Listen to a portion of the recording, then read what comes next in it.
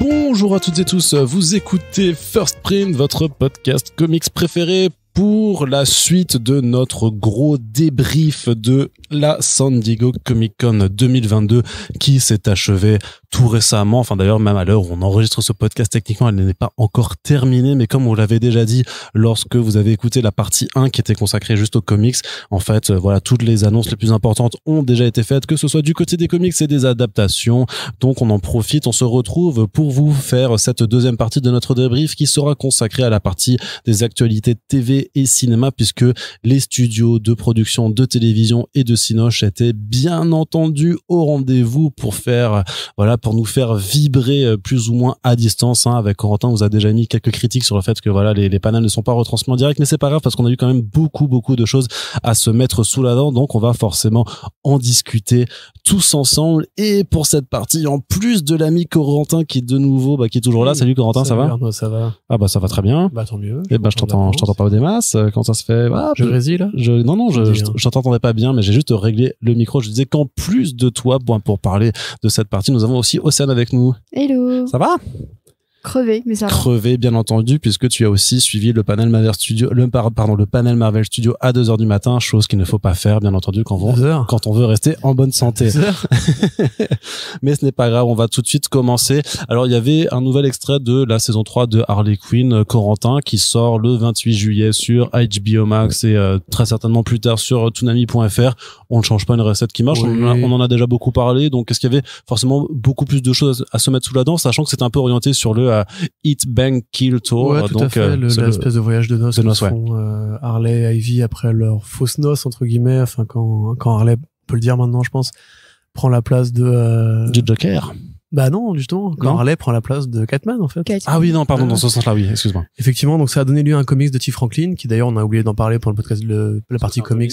C'est un peu mineur, mais oui, mais ça. Surtout, c'est qu'en fait, ils sont cons parce qu'ils ont annoncé le comics alors que la saison 3 est pas encore sortie, et dans la sollicitation, t'as les éléments qui expliquent ce qui se passe dans la saison 3. Du coup, moi, je suis en avance sur vous, techniquement, parce que j'ai fait la news.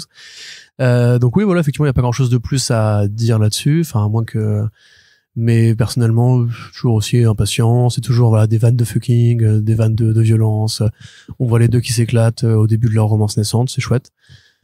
Voilà, je suis content, j'ai hâte que ça arrive en France légalement parce que bien entendu tu vas regarder ça avec Bah oui, mon tonton américain est mort en fait. Ah merde, il s'appelait T-Rexo. Sincères condoléances. Adieu T-Rexo. Pour ceux qui nous écoutent. Tu sais que moi j'ai un tonton qui s'appelle rarebg.org qui putain, ça fait mal par contre. Je suis désolé pour toi frère. T'aimes pas? Non, mais il est parti, lui aussi. Ah non? Ah bon? Ah bah absolument pas. Ah, mais faut que tu me le présentes. Bah, complètement. Bah, viens, j'ai un dîner la semaine prochaine, tu viens, y a pas de problème, quoi. Mais du coup, voilà. Et, je sais pas, enfin, tu l'avais vu, toi? Non, j'essaie de me préserver un peu des spoilers pour commencer la saison. Voilà, c'est vraiment l'extrait d'épisode 1, en fait, où elle te montre, ce qu'elles ont fait en vacances, ouais. Ouais, littéralement. Après, c'est très, enfin, j'allais dire c'est bon enfant. Non, c'est pas bon enfant parce que c'est coquin, quoi. C'est un peu sale gosse, en fait. Mais c'est toujours l'esprit de Harley Quinn. Donc on est, de toute façon, on n'a jamais changé de fusil d'épaule par rapport à cette série qui nous a séduit depuis les débuts. L'occasion de vous rappeler, bien entendu, puisque l'autopromo ne s'arrête jamais et ne s'arrêtera jamais, qu'on a fait un excellent podcast sur cette série. Enfin, on a fait un podcast sur cette excellente série. Est-ce que le podcast est excellent? Je ne sais pas. Vous nous le direz. Mais c'est toujours disponible sur nos bonnes ondes, donc voilà, vous avez de quoi rattraper avant le lancement de la saison 3. Par contre, un premier extrait d'une série qui se faisait, enfin que moi par contre j'attends énormément, qui s'annonce, qui est techniquement sur Disney Channel, donc qui s'adresse aux enfants mais pas que, et qui a une direction artistique qui est absolument mortelle, c'est Moon Girl et Devil Dinosaur. Ça a l'air vraiment trop cool. Océane, tu as regardé? Cool, ouais, trop choupi et trop badass à la fois. J'aime vraiment beaucoup l'esthétique et pareil, j'ai assez hâte de voir ça. Et d'ailleurs, je trouve qu'en matière d'animation, même au-delà de ce qu'ils font avec Marvel, je trouve ça très intéressant ce que fait Disney Animation ces derniers temps. Et j'ai pu voir des trucs à Annecy aussi qui vont sortir à la fin de l'année, donc c'est pas du Marvel, mais en matière d'animation, ils prennent des formules assez éculées et je trouve qu'ils arrivent à en faire des super trucs. J'ai pu voir un épisode, par exemple, de Baymax qui était hyper mignon. Techniquement, c'est encore un peu du Marvel, Baymax. C'est techniquement du Marvel. En plus, je crois que ça a démarré, non? En plus, maintenant, oui, ça a été diffusé. C'était une polémique parce que t'avais un mec trans qui demandait à Baymax quelle serviette hygiénique il devait utiliser, puisque je rappelle que les hommes trans, parfois, ont des utérus. quand ils sont à différents stades de leur transition, alors qu'ils veulent juste le garder. Hein. Et t'as eu une énorme polémique de l'extrême droite et puis des TERF, du mouvement TERF aussi très transphobe, qui disait que c'était un scandale de voir une personne trans avec un t-shirt trans dans une série d'animation. Sérieux, il y a ça dans la série Baymax? Bah oui. What the fuck? Ça se demandait pourquoi ils font ça, parce qu'ils savent très bien qu'ils vont se prendre des les mecs chez Disney qui font ça chez Marvel Studios, en fait. Non, t'as l'impression qu'en tout cas sur Baymax, qui t'est resté dans le Marvel, du coup, Baymax, tu sens qu'ils ont eu quand même pas mal de liberté, qu'ils ont eu leur petit budget. C'est un réalisateur par épisode, donc la formule change aussi selon l'épisode, et c'est hyper mignon, très très bien rythmé et vraiment très drôle. Et l'autre que j'avais pu voir, c'était Zootopie Plus, qui a l'air vraiment exceptionnel, sans super-héros, mais qui a l'air exceptionnel. Et à mon sens, ce que fait Disney à l'animation, alors avec parfois les limites qu'on leur connaît, c'est à mon sens c'est plutôt prometteur, et c'est pour ça que j'ai très hâte de voir cette nouvelle série Marvel d'animation bientôt. Ok, mais moi j'y pense pendant que je te tiens, Océane, quand même, parce qu'on n'en a pas parlé alors que t'es venu plusieurs fois dans nos podcasts récemment. Mais vu que t'étais à Annecy. J'étais à Annecy. Donc on va quand même parler juste, on va faire une parenthèse sur l'éléphant dans la pièce, même si on est dans un jardin. Toi, t'as vu les footages de Spider-Verse 2? Absolument, j'ai rencontré les réalisateurs qui ont bien kiffé Marvel Spider-Gwen. Ça flex, là. J'ai eu les signatures, j'ai un petit dessin, j'ai même dit des réalisateurs que mon copain était un podcasteur et journaliste de comics. Donc merci. Voilà, c'est donc ça le Multiverse of Madness. Récupérer son 06 pour une interview. Non, mais j'aurais bien aimé au moins pour une interview, mais non, ça a l'air assez prometteur, et je pense que si le film était sorti en fin d'année comme prévu à la base, il serait venu au All Age, et je pense qu'ils auraient je pense que ça aurait été probablement l'un des panels les plus fous, parce que ce qu'on a vu était assez fou. Donc c'est effectivement très dans les clous, il faut qu'ils lisent un prompteur qui dépasse pas d'un mot, hein. C'est américain. C'était comme pour le panel Netflix, hein, d'ailleurs. Mais non, les images étaient vraiment dingues, et limite je me dis qu'en fait le film sort dans un an, donc ils auraient très bien pu présenter ça. En même temps, je vois mal Sony venir juste pour un seul panel, juste pour enfin tu me diras, il y a un autre studio qui est venu que pour 2 films, mais je pense que Sony aurait eu plus intérêt à peut-être un petit peu préparer le terrain, surtout qu'il n'y a pas eu de Spider-Man évoqué chez Marvel Studios. Je pense qu'ils auraient pu peut-être en profiter, parce qu'il y a vraiment des trucs de près. On a vu une séquence, c'est un peu moins de 10 minutes, hein. Avec continue, je suis pas encore assez jaloux, donc tu peux encore avec l'apparition de plusieurs personnages, et puis plein de trucs de design, de nouveaux designs, avec le méchant The Spot, Spider-Woman et tout ça. Donc je continue, hein, parce que je te vois taper du pied par terre. The Spot, ça doit être dingue en anime en plus, quoi. Ça doit être le dingue. Le concept de The Spot. Et ouais, non, pour le coup, je les aurais bien vus amener le film à la Comic-Con. Donc ça n'aura malheureusement pas lieu, mais je pense que ça aurait pu vraiment s'y prêter, parce que le public aurait été conquis d'avance. Et pour vous donner une idée, quand elle est sortie de ce panel-là à Annecy, j'ai eu beaucoup de DM très enthousiastes, avec beaucoup de caps lock. Moi, j'ai pas eu ça. Ouais, parce que c'est ma copine. Peut-être que ça justifie, peut-être. Oui, super. En fait, c'est à moi qu'elle a écrit quand elle a vu un film. Super, la mentalité. Corentin, je t'arrête tout de suite. Toi, t'as regardé aussi Moon Girl, Devil Dinosaur. Ouais. Sachant que toi, vu que t'es pas un grand fan d'animation, ça t'en touchait une sans faire bouger l'autre. Non, tu fais un portrait biaisé. Non, je suis pas un fan, de justement ces trucs comme Baymax, par exemple. Parce que même si je trouve ça d'ailleurs super impressionnant ce que tu dis par rapport à l'engagement pour la transgenritude, comment on dit, transidentité. Je suis désolé, mais voilà, pardon, je suis encore un peu très 6-7. Donc du coup ça, je trouve ça assez impressionnant. Par contre, moi je trouvais ça un peu décevant qu'ils virent le côté Big Hero 6, parce que c'est ce qui m'intéressait dans cet univers. Oui, ça se comprend. Alors j'ai pas tout vu, mais je crois que tu vois quand même les héros à 1 ou 2 reprises. Mais c'est vrai que c'est vraiment Baymax, c'est le faire valoir, quoi. C'est le schéma habituel de la mascotte qui devient qui a sa propre série. C'est un peu l'Agatha de l'animation. Ou Groot aussi, d'ailleurs, on en parlera tout à l'heure. Mais du coup, non, dans cette perspective-là, effectivement, je suis même très étonné de voir alors c'est la boîte de Lawrence Fishburne qui a produit la série. À quel point ils se sont inspirés de Spider-Verse, de cette esthétique super électrique, violette, bleu, jaune et tout. Moon Girl, donc c'est un personnage qui est très récent en comics, qui a pas grand chose à voir avec Moon Boy, le personnage de Jack Kirby, qui est juste un homme de Cro-Magnon qui chevauche un dinosaure rouge. Donc c'est Lunella Lafayette de son vrai nom. Tout à fait, ouais. Et moi, ça fait partie des projets qui m'intéressent le plus parce que je trouve que comme Miss Marvel, justement, en animation, comme Miss Marvel, justement, ou comme le projet du co-réal de Spider-Verse. Power, voilà, ça, une meuf qui fait du kung-fu électrique. Ou même d'autres trucs qu'on a pu voir depuis, d'ailleurs, il y a vraiment eu, en fait, un avant et un après Spider-Verse, même en comics. Mais même, juste pour revenir sur Annecy, on a eu les images de Intergalactic, Ouais. donc le film d'animation écrit, produit, doublé, et il fait la bande son par Kid Cudi. Et esthétique, bah c'est clairement Spider-Verse, mais avec plus de drogue, plus de sexe et plus d'alcool. Mais là, il est pas jaloux parce que c'est pas Us l'enfoiré. Tu vois, si ça avait été Ouais, une mais série elle Netflix a dit qu'il y avait du sexe et des drogues, donc Ah, merde. Et beaucoup d'amour. Je Mais trigger. si vous voulez de être jaloux chez vous, sachez qu'on ira voir nous, Kid Cudi, en concert, et pas vous, en fait. Tu vois, donc quelque part, la vie est injuste pour vous.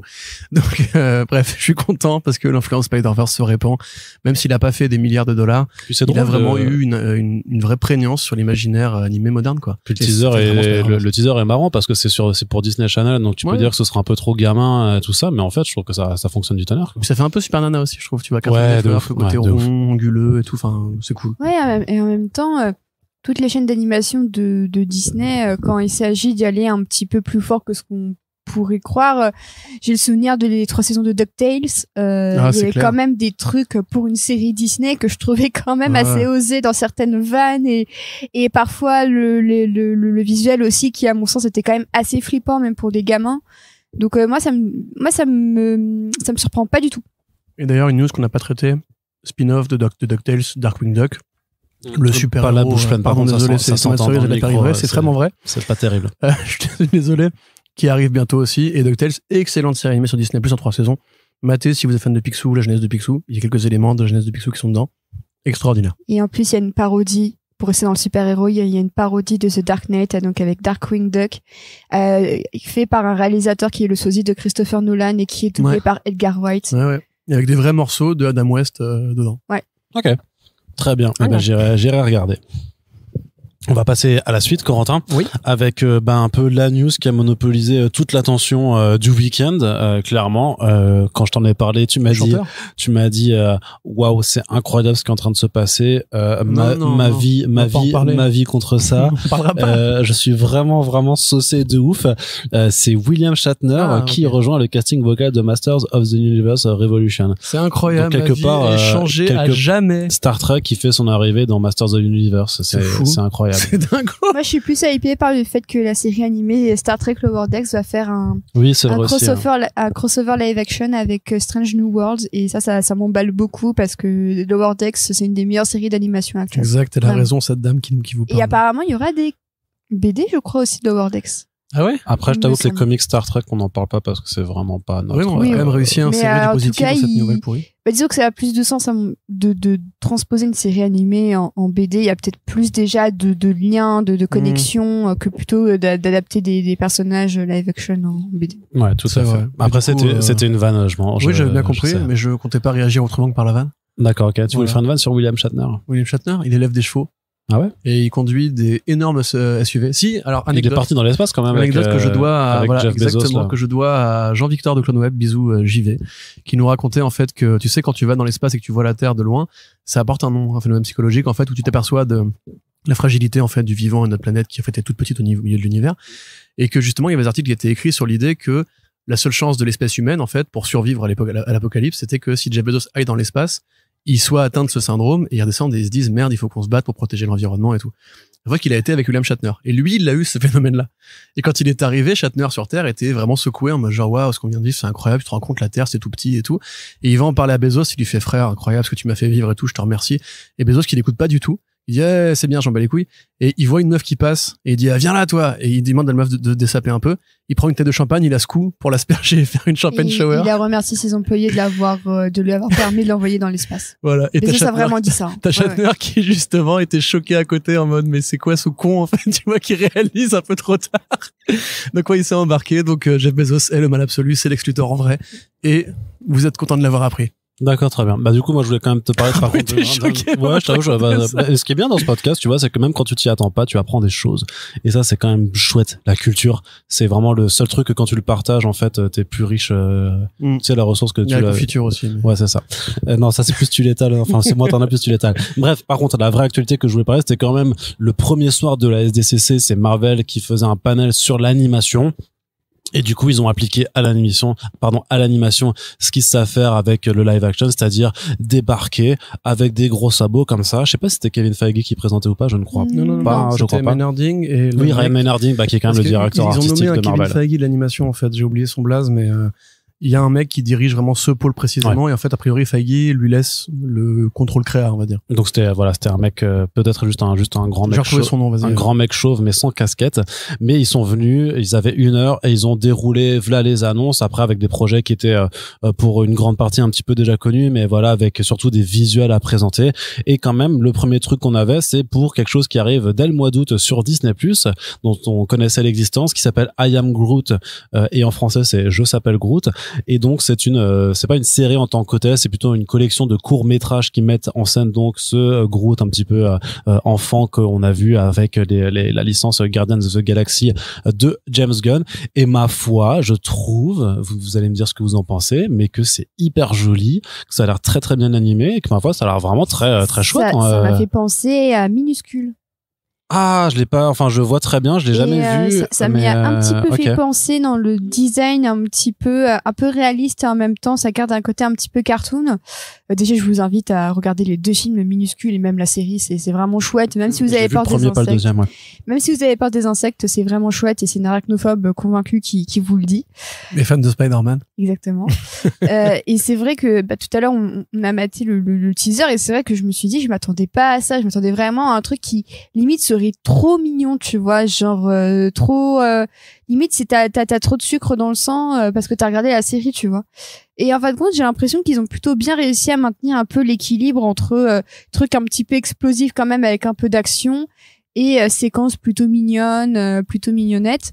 Et le fait que ce soit en court-métrage, c'est pour ça que je parlais tout à l'heure de Disney Animation, c'est aussi parce que certaines autres séries de Disney Animation, c'est pas tant une série avec un fil rouge à chaque fois, c'est vraiment une petite série de courts-métrages que tu peux regarder de manière totalement indépendante. Et ça, je trouve que c'est une idée intéressante parce que ça t'évite aussi de devoir t'impliquer dedans à fond. Si t'as juste entendu parler d'une bonne idée, tu regardes juste l'épisode, ça va te prendre 10 minutes même pas de ta journée. Et je trouve que c'est aussi une approche qui permet peut-être à plus de personnes de pouvoir s'exprimer en matière de narration et aussi en matière d'idées visuelles, parce que même entre les petites créatures qu'on voit au début et la suite des explosions et des créatures que Groot rencontre, il y a l'air d'avoir une assez grande variété. Donc ça va être très anecdotique, mais j'avoue que je vais regarder ça avec beaucoup de curiosité. Anecdotique. Ah, vraiment? Oh bah oui, pour moi ça n'a pas vocation. Ça a vocation à être canon? Oui, je pense que oui, mais ça va être un peu le.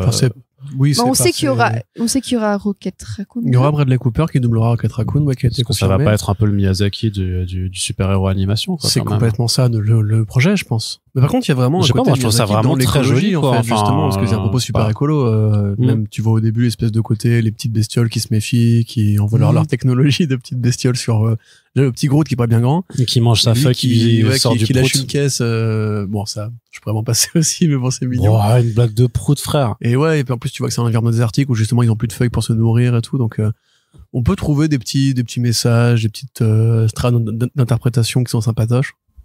Et puis ouais, graphiquement, ça a l'air tout mignon, quoi. Moi, tu vois, l'idée que Marvel Studios aille vers d'autres formats, d'autres... Toi, tu vas te faire tatouer un Baby Groot sur la jambe, non? C'est déjà fait, il est là, regarde. Non, ça c'est un Babadook, ça n'a rien à voir. Un Baba Groot. Donc oui, voilà, dans cette perspective-là, j'ai envie de te répondre que... réponds-moi ce que t'as envie. J'ai envie de te répondre. Ok, très bien. Voilà, ça me fait plaisir. Et dans ce même panel d'animation, donc nous c'était la première soirée et ça a été un peu ardu, clairement, parce qu'il y a plein de choses qui sont tombées à la fois, mais on avait donc des premières images pour plusieurs des séries qui arriveront. Alors c'est de l'animation, donc ça mettra du temps à arriver. Ouais. Il va falloir prendre son mal en patience. On peut trouver un peu frustrant que What If, dont on sait qu'ils ont quand même montré beaucoup d'éléments. Un épisode carrément. un épisode. Nous, on peut aller se faire profondément. Bah oui, mais toi, t'as pas payé ton billet jusqu'à San Diego. Voilà, on en parlait avec Océane, parce que dans le podcast précédent, on parlait du côté streamer les conférences et compagnie. Et Océane, je lui disais, mais c'est dommage, What If, on sait qu'elle a été décalée, ils sont quasiment prêts. Et, non, mais elle est finie depuis longtemps. et mon le fait avis, qu'elle a été hein. décalée. Non, mais à la base, c'était dit, 18 épisodes qui avaient été commandés. Ensuite, ils ont divisé ça en 2 parties Netflix style. Et du coup, là, ils nous le vendent comme une saison 2, mais techniquement, pour moi, c'est une partie 2. C'est pas une saison 2. Par contre, là, ils ont commandé une troisième saison 3, mais pour moi, c'est, soit tu le prends comme une saison 2, soit tu le prends comme une partie 3. Hein. Comme Et tu voilà, l'avais et- dit dans le podcast Miss Marvel, Ouais. sauf qu'il arrive après celui-là, donc du coup c'est paradoxe temporel.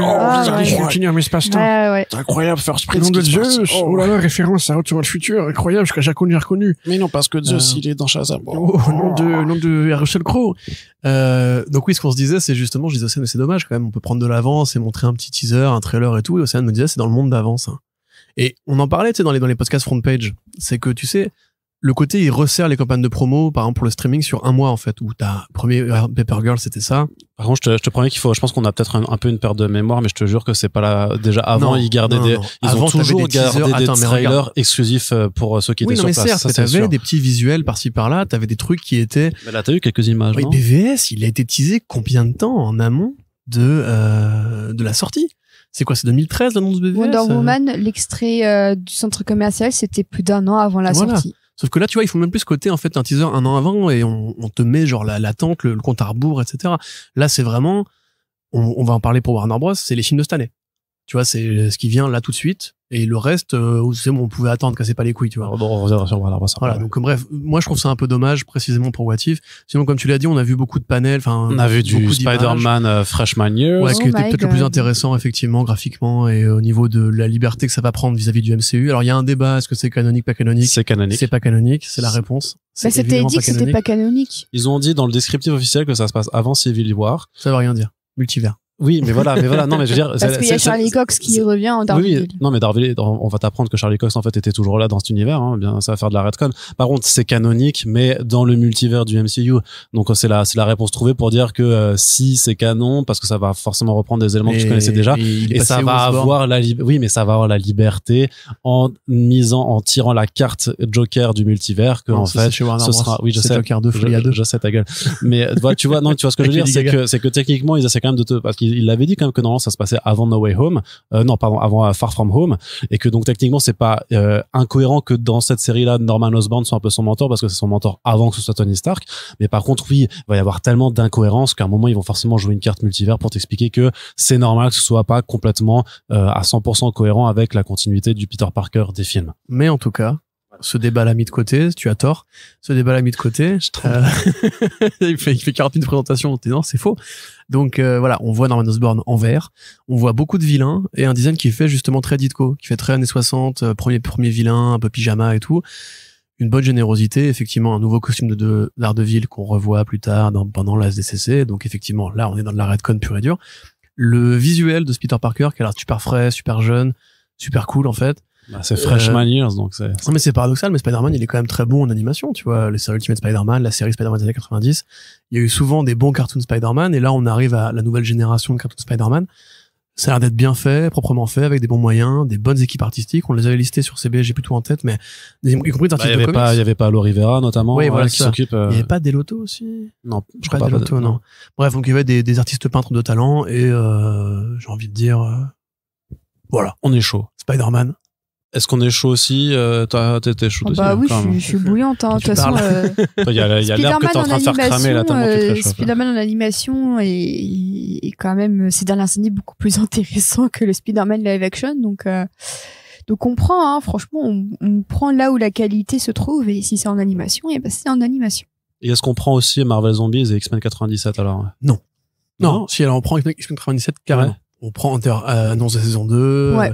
Les designs. Mais ça d'ailleurs ça m'a d'époque. même un peu pas perturbé, mais un petit peu j'ai un peu tilté là-dessus de dire qu'en fait ils ont annoncé à chaque fois des saisons avant même que les premières ne soient diffusées. C'est un gage de confiance. Ça veut C'est un dire, gage, non, mais ça m'a surpris, ce gage de confiance. Elle est justement quelques semaines après en fait que Netflix s'aborde par contre tout plein de projets en animation et des studios, et Enfin, tu Netflix dis récemment ils ont racheté le studio Ouais, et en Animal même temps, Logic. Ouais, c'est ça. On s'en Et peut en ça me parler. terrifie. C'est qu'il y a aussi de l'anime chez Netflix dans cette SDCC, tu vois. Donc tout n'est pas si blanc et si noir, mais surtout je pense que en fait pour eux c'est une façon de dire le département Marvel Studios Animation, on l'a fondé. C'est pas pour trier les lentilles. Il est là pour longtemps. Et donc, on va pas faire des petits projets, justement, à la Moon Knight, où on sait pas s'il y aura une saison 2 ou un truc comme ça. Ce sera pas des one-shots, ce sera des vraies séries animées où chaque année, vous reviendrez prendre votre saison. Puis c'est bien aussi de s'adresser à un public qui veut juste parfois regarder un dessin animé le dimanche matin avec ses céréales, hein. Bah oui. T'as des gens c'est parce qu'ils sont complétistes et qui regardent absolument tout ce qui est sorti du MCU, y compris Inhumans. T'en as d'autres qui sont attirés par l'animation parce que t'as aussi beaucoup de gens qui n'aiment que l'animation, hein. On voyait à Annecy, t'avais beaucoup de gens qui étaient capables de me citer tous les 100 plus grands réalisateurs d'animation, mais à côté, là, en live action, ils connaissaient moins, donc, c'est aussi ça la force de Marvel, c'est qu'ils vont vouloir s'adresser à vraiment tout le monde, et je pense qu'avec X-Men, c'est aussi une manière de ramener un peu les nostalgiques du dimanche matin au bercail, hein. Clairement, c'est pour les marques de Clone Web de ce monde, tu vois, absolument, ou les Joe Hume de ce monde, tu vois, c'est pour les mecs qui sont fans de Mr. The Universe Revelation premier degré, tu vois, c'est pour ces gens-là, et c'est normal parce que déjà les créatifs, ça fait des années depuis le rachat de Disney par la Fox qu'ils disent maintenant si Disney veut travailler avec nous, on est prêt, le reboot il arrive et tout, c'est vraiment la suite. C'est vraiment les designs de l'époque, mais mis à jour et tout. Bon, pour Marvel Zombie, moi j'avoue que fan de Marvel Zombie, le comics, je trouve ça toujours aussi idiot parce que là, ils t'ont vraiment confirmé, malgré ce qu'ils avaient dit avant, qu'en fait ce sera exactement comme dans la série animée. Sauf que ce sera la première série TVMA, donc oui, après ce sera plus gore quand même, quoi. Les Marvel Zombies, c'est les Avengers qui sont transformés en zombies et qui restent les héros de l'histoire, sauf qu'ils sont des héros mauvais, dangereux, parce qu'il faut qu'ils bouffent des humains, enfin des chair vivante pour vivre. Là, si c'est juste des humains normaux qui combattent une invasion de zombies, super-héros ou pas, c'est autant aller revoir The Walking Dead, hein, et voilà, désolée. exactement. Enfin, tu penses pas que justement ça va s'intéresser aux héros zombifiés de l'épisode? Non, mais ils parlent pas, ils peuvent pas communiquer. On a vu que Captain America, c'est le même coupé en deux de l'épisode Marvel Zombie. Bah, même Wanda, hein. Voilà, donc c'est la suite directe. Moi, j'attends de voir. En fait, le seul truc qui m'intrigue un peu, c'est le fait qu'apparemment Icaris sera moitié éternel, moitié zombie. Oui, ça. Parce qu'en fait, il peut pas, son corps ne peut pas totalement muter puisqu'il est pas humain. Et du coup, ça va être mi-zombie, mi-éternel. Et j'avoue que ça m'intéresse beaucoup parce que je sens que ça va être la seule fois où on va avoir un petit peu d'éternel avant quelques années. Ce sera via Icaris. Et ça m'intrigue. Parce que techniquement, un éternel, c'est donc il peut pas mourir, il est vivant. Et un zombie, c'est un mort-vivant, donc il peut pas mourir, donc il est vivant. Donc c'est un double immortel. Et je trouve que c'est une idée très bête, mais qui est vraiment très, très sympa. Après, il faut quand même que graphiquement, ça soit supérieur à ce qu'on a vu chez What If, parce que si What If, c'est leur moteur général pour les futures séries animées Marvel, on voit que Fresh Manière, c'est pas le cas, par exemple. Mais si c'est ça, c'était quand même, enfin, on peut se le dire maintenant, c'est pas beau, What If. Non. Tu vois, c'est pas très beau, quoi. C'est pas de la vraie animation, c'est de la 3D. T'oses pas le dire trop fort. C'est de la pardon. En fait, je trouve que le seul épisode un peu beau de What If, c'est le 2e. Et le 4e. Avec Ultron, quand même. Le 4, il est bien. Ultron, celui où il bute tout le monde. Non, mais Ultron avec son gant qui pète les réalités, tout, c'était mortel quand même. Non, mais visuellement. Bah ouais. Non, mais dans le moteur graphique du truc. Ouais. Mais Arnaud aime pas l'animation. Tu parles à un profane. Par contre, je trouve que le 4 est plein de belles idées et tout ça. J'aime beaucoup le 2 avec cette ambiance très violette, très spatiale des Gardiens de la Galaxie. D'ailleurs, Chadwick Boseman a été nommé à titre posthume au Emmy. Ouais, pour son rôle de T'Challa, ouais. Et ouais, non, j'avoue que c'est peut-être le truc qui m'intéresse le moins. Oui, visiblement, il y a une gamine d'accord avec moi. Ouais, non, mais attends, Corentin, quand il est là, il tape la réalité, c'est Superboy Prime, mais en animation, pour le coup, c'était trop bien. Mais pas visuellement, enfin, c'était... Oh, tu me fais un choc, là. Je pensais qu'on était d'accord pendant tous ces mois, mais en fait, non, en fait... de cristaux à la Inception, ouais, à la Doctor Strange. Mais c'était cool. Bah non. Wow. Non. C'est faux. C'était pas moche, mais je vous laisse continuer le podcast ensemble, et puis je mais t'as lu Silver Surfer Black, tu vois ce que c'est quand un truc beau, Pardon. D'ailleurs, bon argument. On n'a pas parlé des épisodes un petit peu teasés de What If. Apparemment, ils ont adapté le segment de Neil Gaiman. 1602, ouais. Ouais. D'ailleurs, apparemment, Neil Gaiman a pitché un film 1602 aussi à Marvel. En même temps, refait. En vrai, ça peut être vachement cool. Je m'attendais pas forcément à voir 1602 adapté en animation comme ça. Et je suis chaude. Il faut dire que Warner fait quand même pas mal d'adaptations de ces Also Awards depuis quelques années. Donc en fait, ils auraient été bêtes de pas non plus se dire on a aussi des Also Awards. Donc qui techniquement marche très bien en fait pour dire qu'en fait c'est du non mais voilà c'est ça pour se dire en fait c'est du What If également donc ce serait bête de s'en passer. Et si on fait la liste rapidement, on sait qu'il y aura Iron Man sur sa carte, on sait qu'il y aura une reprise de Winter Soldier où en fait ce sera Captain Carter qui affrontera son Winter Soldier qui sera le Hydra Stomper, donc Steve Rogers. On sait qu'il y aura aussi, je me perds dans mes souvenirs, des trucs et des machins, ainsi que Shang-Chi, une reprise de Shang-Chi, un combat entre Odin et le Mandarin. Oui, des Asgardiens qui se battent contre Shang-Chi, ouais. Non, c'est vraiment Odin et Wenwu qui vont se taper pour, moi, je suis un peu mauvais père que toi, non, c'est moi le plus mauvais père, non, c'est moi. Et après, il y a Ego qui arrive et qui dit, les gars, tu tues les copains, c'est moi le pire, je suis un vrai enfoiré. Et là, du coup, le pire père est nommé à la fin de l'épisode. Et bah, après, Thanos arrive. Exactement. Et il dit, oh, tenez ma bière. Et du coup, voilà, moitié saison 2, si c'est comme la première, non. Si c'est mieux, oui. Voilà. Très bien. Ok, du côté des séries télé encore, il y avait quand même un pan qui n'est ni Marvel ni DC. Il y a un pan. Ouais, il y avait. Léon, il est arrivé, t'as pas compris sur scène. Il était sur la scène, il faisait la roue et tout ça. Et écoute, les ornithologues étaient très très contents en tout cas. Et là, t'as l'animateur qui fait, maintenant c'est l'heure de notre pan. Ouais, c'est ça. What if? Pardon, continue. Tu vois le silence gênant là, tu vois, c'était mon tour de te le faire, mais parce que je suis sourire. Bah oui, mais en même temps, j'adore les pans, c'est trop bien. Il y en a à l'Orangerie à Strasbourg qui sont incroyables. Mais du coup, ce que je voulais dire, c'était qu'on parlait justement de séries télé, et on va quand même devoir en parler, Corentin, qui ne sont ni Marvel ni DC, et qui, à mon sens, ont quand même réussi à créer la surprise à cette SDCC, et peut-être même plus que d'autres studios plus importants. C'est du côté de AMC, parce qu'ils avaient effectivement des panels The Walking Dead qui étaient prévus. Alors Corentin se met la tête dans le truc et il n'en peut plus. Alors on va pas parler des trailers de Tales of the Walking Dead parce que je sais que tu ne l'as pas regardé. Mais moi j'ai trouvé que c'était quand même vachement bien pour ceux qui ont envie de se faire un peu de Walking Dead sans devoir rattraper les 10 saisons qui sont déjà diffusées. Moi je trouve que ça a l'air plutôt cool si t'as juste envie d'une petite dose de zombies. Mais par contre quand même ils annoncent donc le retour de Andrew Lincoln dans le rôle de Rick Grimes pour un 6e spin-off à la série principale, avec Danai Gurira qui reviendra aussi reprendre son rôle de Michonne et qui vient donc en fait annuler la trilogie de films qui avait été annoncée à l'époque par Scott Gimple pour faire à la place cette série en 6 épisodes. C'est quand même un aveu d'échec assez considérable quand tu penses à l'époque. Ils étaient vraiment très sûrs d'eux. En plus, tu te disais que comme les films d'Downton Abbey avaient vraiment cartonné au cinéma, en fin de compte, la passerelle entre télé et cinéma pouvait fonctionner. Parce que si des vieux de 60 ans qui adorent l'Angleterre et Downton Abbey vont au cinéma, pourquoi est-ce que les geeks de 30 ans qui adorent Walking Dead n'iraient pas voir le film? C'est quoi ce manque de respect? Mon père a commencé Downton Abbey. Il a 60 ans de son père. Ah, mais avant, ma mère adorait aussi ça, elle avait aussi 60 ans, donc, John Favreau, je pense qu'elle est dans le vrai. Est fan de Downton Abbey dans Iron Man 3, donc voilà, il a tout 60 ans. Et, pour moi, c'est un immense aveu d'échec. Et en fait, t'as l'impression qu'ils utilisent la télé comme sorte de refuge, de camoufler pour pas montrer que c'est juste un échec complet, quoi. Parce que il s'est vendu un peu comme une mini-série. C'est ça, 6 épisodes, ouais. 6 épisodes et, en fait, niveau durée, c'est probablement la même chose qu'une trilogie de films. En fait. Donc, ça encore, pourquoi pas.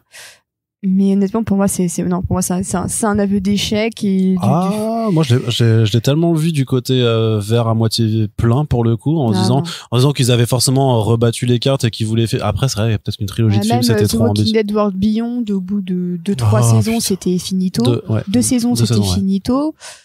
Là, il y a quoi actuellement? Il y a Tales of the Walking Dead qui démarre cet été, c'est une anthologie. Après, donc Fear, ils sont à la saison 8 et tout, donc ça continue, c'est la routine. Et sinon, t'as Isle of the Dead, donc avec Negan et Maggie. Donc c'est Jeffrey Dean Morgan et Lauren Cohan. Et il y a l'autre spin-off aussi qui devait être avec, qui est avec Daryl Dixon. Et Carol, sauf que Carol s'est barrée, donc du coup, ce sera plus que sur Daryl Dixon.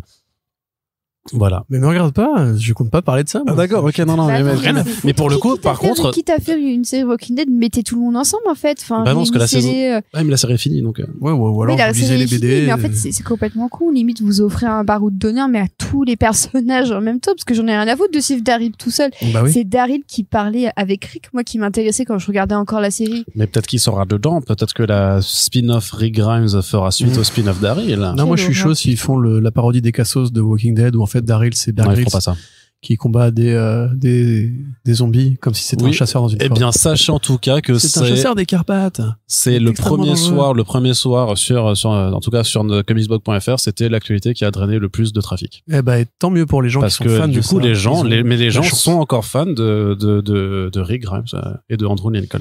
Voilà. Moi, Donc, je peux comprendre que les gens aient un attachement pour Rick Grimes, parce que c'est quand même un personnage hyper intéressant. Dans l'arnaqueur, il est excellent. Ouais. J'adore, et même dans Love Actually. Et attends, Love Actually. j'ai pas compris. L'acteur Andrew Lincoln, il a joué joue aussi dans dans les autres. l'arnaqueur et D'accord, dans ok. Love Actually, Ouais. c'est celui qui tient les pancartes To Me, Mais You Are Perfect. j'ai pas vu ces films. T'as pas vu Love Actually? Non. Oh, la culte. Mais jamais j'irai voir ce film par contre. L'arnaqueur avec Romain Duris, Vanessa Paradis? Non, jamais. La scène à Dirty Dancing? Non. Mais vous Franchement, êtes niveau fous. rom-com, ça se tient, tu peux regarder. Ouais, mais j'aime pas les rom-coms en fait. Donc, Ouais, il y a pas assez de sang. Ouais. Ça se termine mal dans Love Mais Actually. Ouais, mais j'aime pas Hugh Grant, donc voilà. Et en plus, il y a le doubleur de Robert De Niro. Non, mais insiste pas, Jacques Corentin. France, REP, Passons, à jamais dans le cœur. Passons à Tu me l'actualité. fais chier avec tes trucs, je vais te faire chier avec les miens, non? Oui, bah justement, par rapport à te faire chier, il y a quand même une actualité. Je sais que t'as pas envie d'en parler, mais on va en C'est parler. le moment quand on s'ennuie. Vas-y. Batwiz, Non, frère. non, mais si, mais non. t'as regardé ou pas, De Océane? quoi? Le trailer chanson de générique chanté de Batwiz, Oui, qui est incroyable. c'est incroyable. Voilà. Tu vois? Non, mais En du plus, coup, c'est en fait, Ethan Hawke qui Océane, double c'est officiel, tu Batman. vas remplacer Corentin dans les Force Allez, Prints putain, maintenant. oui. Oui. C'est en plus c'est Ethan Hawke qui va faire Batman et j'ai envie de dire que ça parle à mon cœur. Mais Ça parle pas à mon cœur, moi. Bah non, mais ils sont là, ils font ouais, Bah, bam, bim, baladala, Mais alors, talad, ce qui est drôle, Batwiz, c'est trop marrant. ce qui est drôle, c'est que je connais quelqu'un sur Twitter qui visiblement était au courant de l'existence de la série, qui a dit, bah, j'en attendais rien pour avoir vu des extraits dans le cadre de mon travail, c'était vachement mignon et cool. Bah ouais, mais franchement, ça a l'air marrant. Et puis le générique chanté se prend pas au sérieux non plus. Il y a vraiment Karaoké. ouais, c'est ça, un peu karaoké et tout. Et moi, je suis vraiment chaud pour faire une soirée karaoké où on chantera tous Ah l'ensemble bah, amuse-toi bien. le générique de Batwiz, quoi. Super. Vraiment, non, mais parce qu'il faut savoir que vraiment, j'ai insisté pour qu'on en parle. Quand il fait non, je veux pas, on n'en parle pas, machin. Moi, je pensais qu'on devrait pas couvrir cette actualité. Mais moi, je pense que si. Bah, c'est une adaptation de comics comme une autre. Oui, bah oui. Trouve-moi le comics. C'est Toutes pas, les mais Batmobiles c'est pas de parce que Gotham c'est City. pour Cartoon Network et le segment Cartoonito de HBO Max. Donc, il s'adresse vraiment aux tout petits. Et clairement, on est d'accord que c'est une série qui s'adresse, là, par contre, il n'y a pas de double lecture comme Moon Girl. Oui, c'est Moon Girl et David Dinosaur. À mon avis, c'est vraiment, si t'as plus de 4 ans, t'auras un petit peu du mal à capter le truc.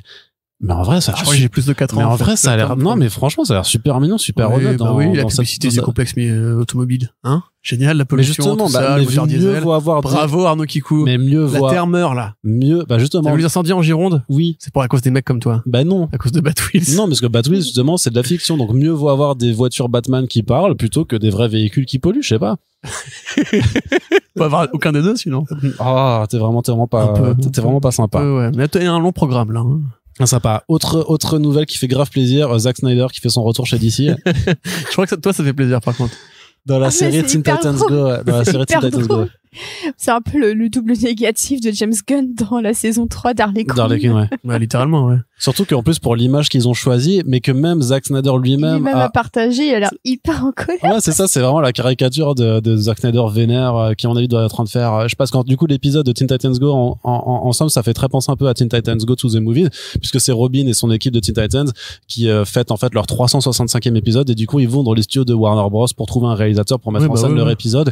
Et bah, parmi tous les réalisateurs, il y aura Zack Snyder dedans. Et sur la photo, tu vois, il est super vénère avec un poster de BVS derrière, enfin, où tu vois Batman et Superman dessiné par Dan Heap qui sont en train de se mettre sur la gueule. Et donc je le vois, enfin avec Teen Titans Go, ils ont toujours été quand même super Critique, moqueur, non mais très moqueur, jamais forcément méchant, mais quand même assez salé là-dessus. Et je le sens vrai, enfin ils Moi, j'ai vont peur que faire ce des soit- blagues sur la Snyder Cut. J'espère que ce soit c'est sûr. gentil, par contre. Non, moi je suis sûr qu'ils vont. Mais ce sera le moment de voir si Zack Snyder a vraiment un Parce que vrai je sais pas si second t'avais vu, degré, un recul par rapport à lui-même ou pas. Si t'avais vu l'extrait avec Marv Wolfman et George Perez, c'était Oui, bien, mortel. j'ai vu, bien sûr. Où il demandait justement à Marv Wolfman et George Perez de réinventer les Teen Titans. Ils imaginaient qu'est-ce que si on avait inventé les Teen Titans autrement et tout ça. Et ils partaient dans des délires et tout ça. C'était vraiment, ils se moquaient d'eux-mêmes en plus, tu vois. Donc je pense que, Parce qu'il voulait bien. Est-ce que Snyder, bah, il a partagé le truc. est-ce qu'il a de l'humour, Bah oui. Zack Snyder? Bah pour le coup, je pense que oui. Beaucoup plus qu'une partie de ses fans, du coup. Concrètement. Tiens, Mais en vrai, prends ça m'a vraiment fait marrer parce que l'image est tellement genre, putain, ouais, c'est vrai, ils vont faire le Angry Snyder dans Moi, de toute façon, j'ai toujours confiance dans cette équipe. Mais ils sont trop Tego, marrants. c'est toujours les Ils meilleurs. sont trop marrants. 365. En plus, je pense que j'en ai plein de retard, mais ça fait 365 épisodes, c'est énorme. Dont celui avec le McMuffin, Ouais. qui est le Ouais. McGuffin. Ouais. Là, bref, regardez Teen Titans Go, je crois que c'est sur Netflix, non? Oui, C'est franchement, ça regardez, c'est comme le Lower Decks, tu vois, c'est la parodie méta débile d'un univers qui se prend très au sérieux. Et quasiment tous les univers ont ce truc-là, en fait, aujourd'hui. Donc, Mais donc voilà, par contre, pour les questions un peu plus sérieuses, par contre, il y avait quand même 2 grandes bandes annonces Oui. dans la partie série télé. Dont une d'une œuvre de comics un petit peu mineure, qui a pas marqué beaucoup les esprits, qui a jamais, pas marqué un Okiko, surtout. qui en tout cas qui a pas gagné beaucoup de prix non Savoir plus. qu'on s'est vraiment engueulé qui- parce que l'enfoiré, il m'a dit, je te confie ce panel-là. Et je lui ai dit, mais pourquoi tu t'es cassé une phalange ou je sais pas, t'es occupé, Je me suis blessé. tu tripotes ou quoi. Enfin, et il m'a dit, alors oui à tout ça. Mais surtout, j'ai toujours pas lu, en fait, The Sandman, enfin Voilà. Sandman, du coup. Et je lui ai dit, mais tu veux pas lire Sandman? Il me J'ai reste, donné il un me reste- très long échange sur pourquoi Arnaud n'allait jamais, en fait, lire le Sandman de toute sa vie. il me reste encore 10 jours avant de le lire. Enfin, avant que la série sorte. Il a lu 4 numéros, hein. Oui. Bah, de toute façon, je vais devoir les relire, hein, clairement. Et donc, du coup, effectivement, nouveau trailer et long panel. Oui. Vas-y. Et donc, mais par contre, on va juste rester sur le trailer. Mais pour moi, du coup, qui ne connaît pas les comics, pour le hypé. coup, vraiment, ouais. Enfin, j'ai Bah trouvé voilà, ça très mais en bien. tout cas, j'ai trouvé ça vachement plus convaincant, plus enthousiasmant que la première bande-annonce. Complètement. Et donc, c'est Gwendoline Christie en Lucifer qui est incroyable, je trouve, de prestance et tout ça, Inspiré de Bowie Ouais. pour son interprétation. puisque David Bowie était l'inspiration de Lucifer dans les Tu comics. l'as appris, Did du you coup, know? pendant le panel. Did you know, Corentin? Je te fais un fun fact. C'est des private jokes, désolé, là, il faut être là sur Messenger, mais, mais vas-y, parle-en, parce que, Non, moi je suis très très chaude aussi. J'ai juste un mini reproche, c'est que au-delà de tout l'aspect visuel, ça semble un peu vide. C'est vraiment le truc. J'ai l'impression que tous les palais sont vides, tous les décors sont vides. Et en fait, ça me fait un peu le même effet que les films Thor, où c'est à la fois très beau dans les décors et en même temps tu vois que s'il y a personne. Donc je sais pas si c'est fait exprès ou quoi, vu que je n'ai toujours pas lu les BD non plus. Mais j'ai eu un petit peu cette impression aussi que ça manquait un petit peu d'un petit truc. Mais après, je suis assez confiante et je pense que il y a Neil Gaiman qui est un petit peu autour, qui a l'air assez protecteur qui est showrunner, de hein. tout ça, qui est showrunner. Et rien que pour ça, je pense que ça vaut plus le coup que pas mal d'adaptations de comics de Netflix de ces dernières années. Donc, pour une fois, je me brancherai avec plaisir devant Netflix début août. Puis même C'est avec ce T'as pas lu, tais-toi, le arrête. bestiaire, avec le masque justement qui est repris aussi de le masque. le- Sandman. Ouais, le masque de Sandman, enfin Ouais. on dirait le truc de Première Ouais, Guerre c'est mondiale pas là, le tu truc vois. le plus, Ouais, mais qui est bien, enfin qui a de la gueule en fait. Oui, Je trouve bah que oui. dans le production design en tout cas, ça a l'air quand même assez qualitatif. Je sais pas, Ouais, j'ai vu bien plein de sûr, choses ouais. comme ça qui me disent, mais qui me disent au moins et vraiment qui me disent, et pour le coup tu vas être content. Elles te disent des choses, du coup. Hein. Non, mais elles me disent, elles me donnent envie de lire la BD quoi, vraiment. Des choses qui te parlent. en Voilà. fait. Est-ce qu'elles sont dans la pièce avec nous aujourd'hui? Est-ce qu'elles peuvent m'atteindre ou pas? En fait, du coup, il faut que Netflix fasse une série télé pour que tu aies envie de mater Sandman. Lire. Que j'ai envie de lire. Bah, Pardon. parfois il faut un déclencheur. Oui, bah, la curiosité, la passion des comics. Bon, après, ça voilà. n'existe pas quand En fait, effectivement, moi, j'ai toujours du mal parce qu'effectivement, c'est une série de Neil Gaiman, c'est surtout une série de David Goyer et ça se voit visuellement, je trouve. Au niveau graphique, il y a quand même cet effet, non, mais si, cet effet gris, cet effet trichromatique. mais moins que sur le premier. Moins que sur le premier, on est d'accord, Ah, mais voilà. pour le coup, il y a vraiment des beaux plans et des beaux plans qui font en plus justement, Stellaire et tout. voilà, enfin, que je pourrais citer la page en matière de comics d'où ça vient. Parce que toi tu les as lus. Gwendoline Christie, exactement, plusieurs fois même. Gwendoline et tout l'univers qui va avec. Gwendoline Christie, justement, très bonne. Arnaud grandit un peu. Très bonne, très bon choix pour Lucifer. Parce que ça joue sur le côté androgyne, justement, de David Bowie, qui avait inspiré le côté Lucifer, le côté le plus beau des anges, etc. Tu savais que c'était David Bowie qui avait inspiré Ouais, je Lucifer savais, en bien comics. sûr, je savais depuis que j'avais 15 ans, en fait. Mais merci Arnaud pour ta sagesse, J'aime bien ta t'éduquer. bravoure. Mm.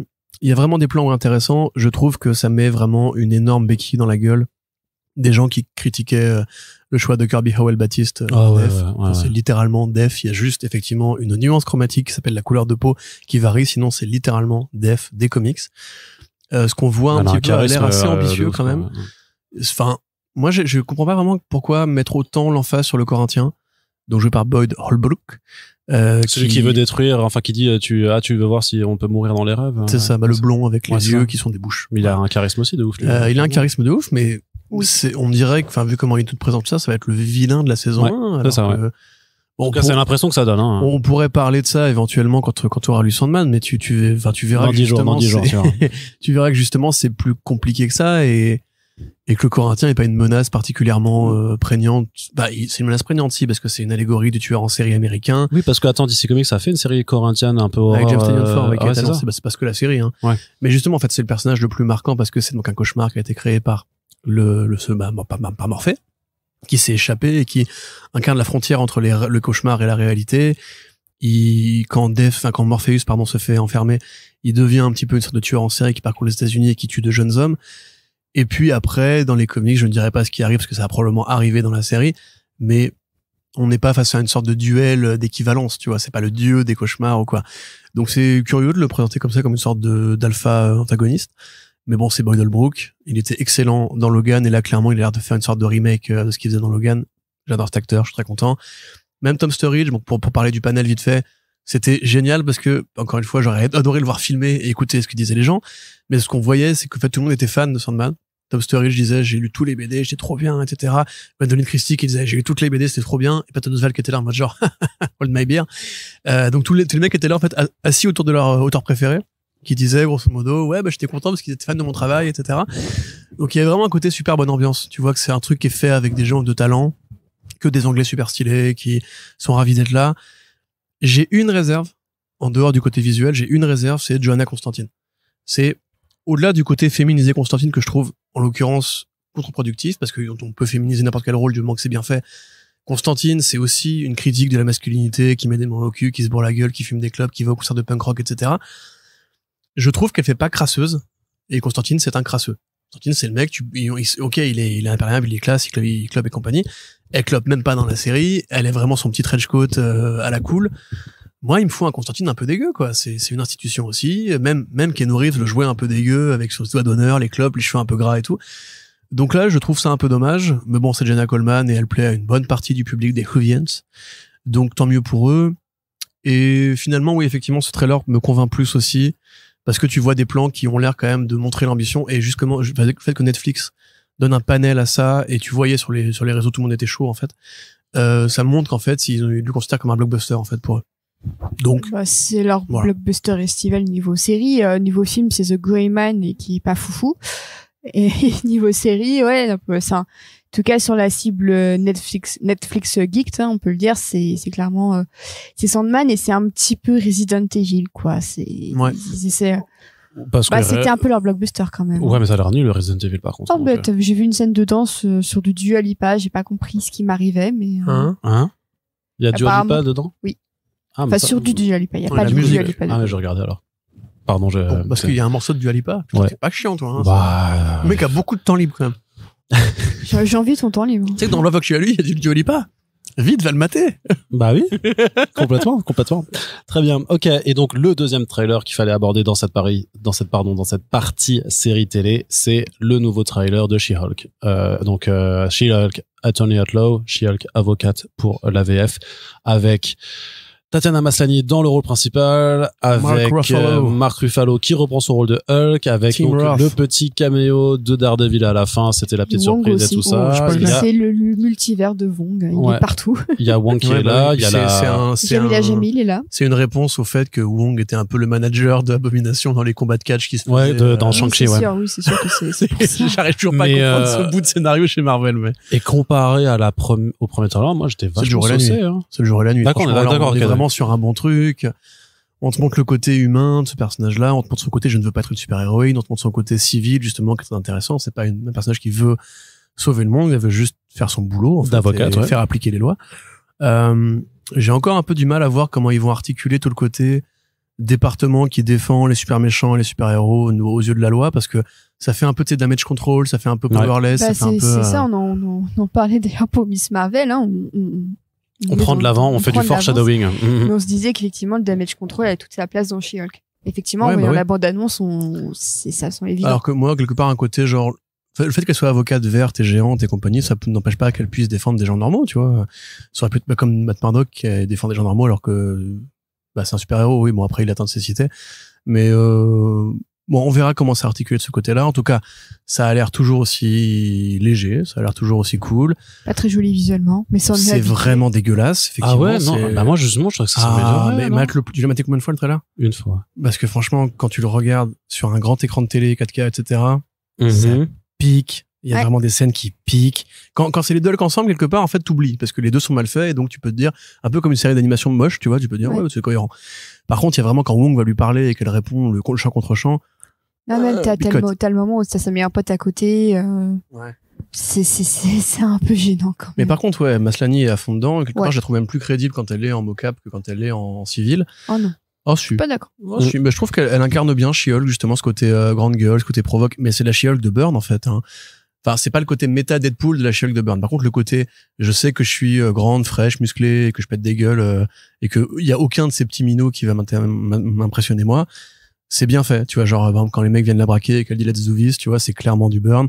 Quand elle casse le 4e mur, c'est clairement du Byrne. Et celle-là, il est bien fait, ce plan, je trouve, où elle se tourne caméra, où elle parle au spectateur, sauf qu'elle se rend compte qu'elle vient de le faire et que ça paraît pas inné, quoi. Quantité c'est utilisé. Ouais, parce que, par exemple, récemment, sur Netflix, t'as eu le film Persuasion, avec Dakota Johnson, donc, qui adapte le roman du même nom de Jane Austen. Et Dakota Johnson. J'ai vu des tonnes, des tonnes de fans de Austen premier degré qui ont défoncé le film sur les réseaux. Oui, voilà, c'est un peu l'équivalent de Civil War pour la BD, tu vois. Avec moins de regard caméra. Mais du coup, dans le film, Dakota Johnson passe son temps à regarder la caméra, à parler, et le dernier plan du film, c'est elle qui fait un clin d'œil à la caméra. Ouais, ok, ouais. Voilà, vous voyez un peu le genre, du genre, un peu lourd, He's a 10, I am an impasse, We are more than strangers, we are exes. Donc, je pense pas que Marvel arrivera un jour à ce niveau de débilité dans les dialogues.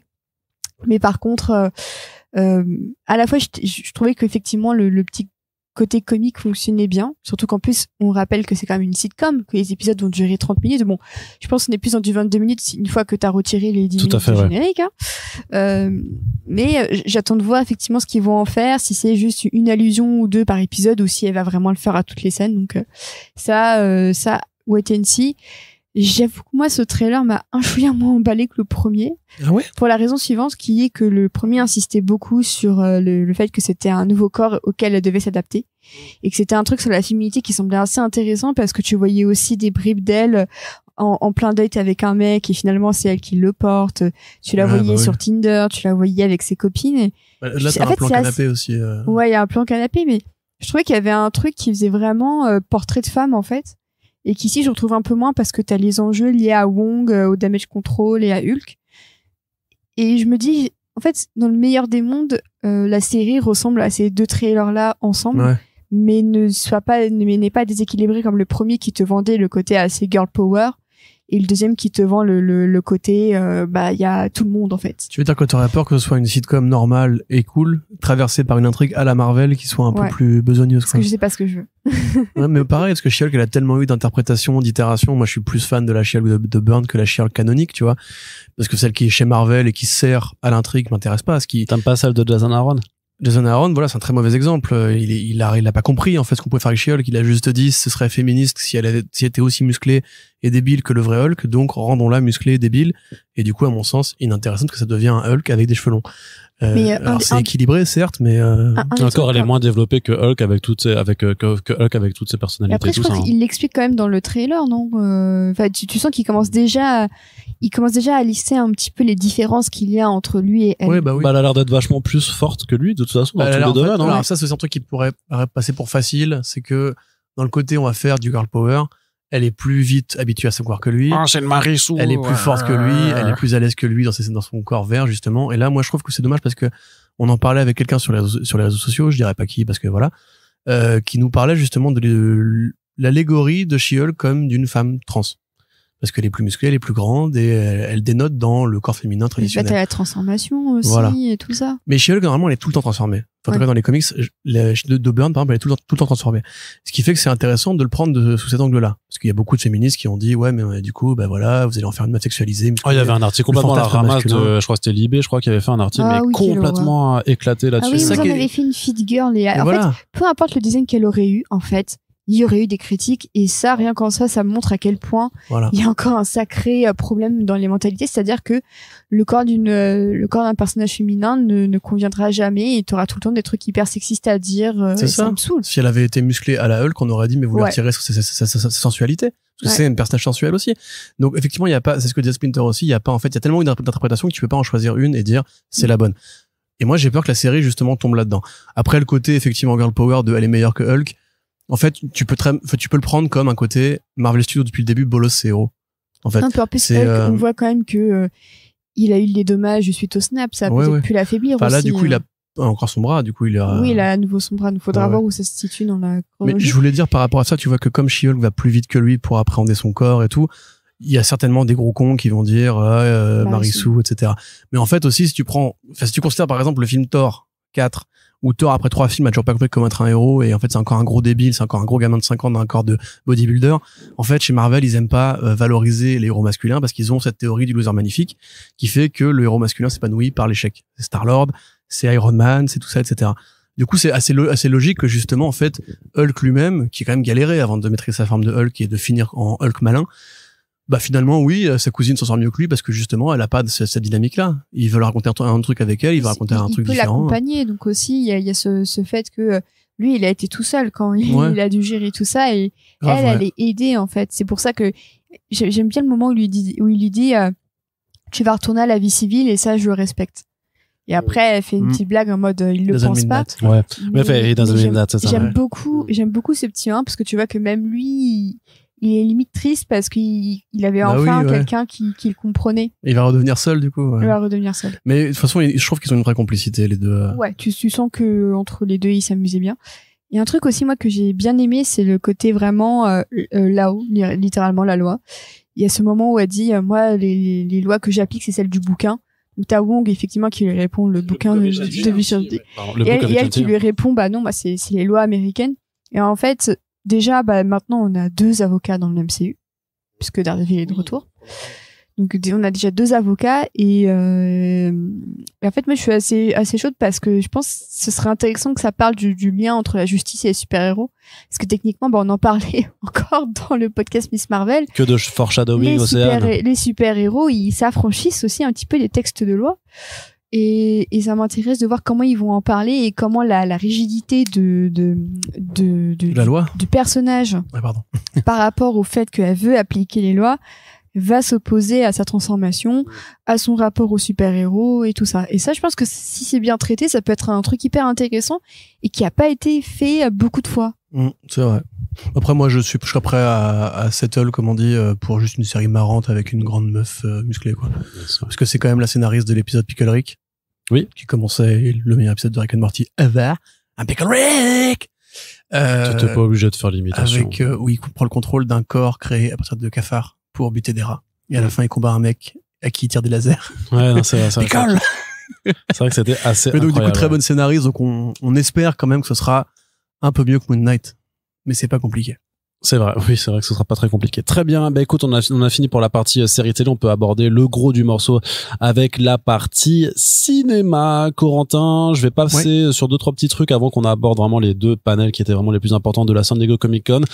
Quand même, donc on avait dit déjà dans la partie comics que Milestone est mise en avant, donc il y a un documentaire qui arrive d'ici 4 jours à l'heure où on met ce podcast en ligne, même ce sera le 29 juillet, qui s'appelle Milestone Generation, qui sera donc un documentaire pour revenir sur la création de l'univers Milestone par ses créateurs, qui mêlera des images d'archives à des trucs modernes et qui permettra à la fois de parler de ça, mais aussi de faire la promotion des nouvelles séries en comics. Donc ça, c'est plutôt cool. Oui. Il y a les films d'animation. Traditionnellement, en fait, DC annonce toujours ses prochains films d'animation. Il y en a quand même un qui a l'air super cool. C'est l'adaptation du Batman The Doom That Came from Gotham. L'adaptation des thèmes de H.P. Lovecraft, particulièrement des Montagnes Hallucinées et du Retour au Pays, par Mike Mignola au scénario, pas au dessin. Excellente BD avec Etrigan, avec Bruce Wayne et ses enfants. C'est génial. Ça, tu lisais ça. C'est chez Urban Comics. Voilà. Donc ça on passe qui s'est bâtie sur Gotham. Très rapidement dessus. Par contre, quand même, Heavy Metal qui se lance dans les adaptations aussi, ils se sont dit, vas-y, il n'y a pas de raison que Warner et DC fassent... avec des pincettes. Avec des pincettes. Parce que pour l'instant, rien n'a été signé. Il faut le faire avec des caméras plutôt. Exactement. Oh, tu es trop fort! L'humour! Pour l'instant, rien n'a été signé. Ils sont venus, ils ont dit, on a une bible de projets, et ils ont présenté 8 potentiel long métrage ou série télé et une série animée qui a priori va se faire par Dan Fogler, le mec qui joue dans Fantastic Beasts, ouais. Acteur comique, tu sais, c'est le mec un peu rondouillet avec les moustaches. Je crois. Gay. Non, rondouillet. Ah, rondouillet, oui. Rondouillet, je sais pas comment dire. Plus size. XL.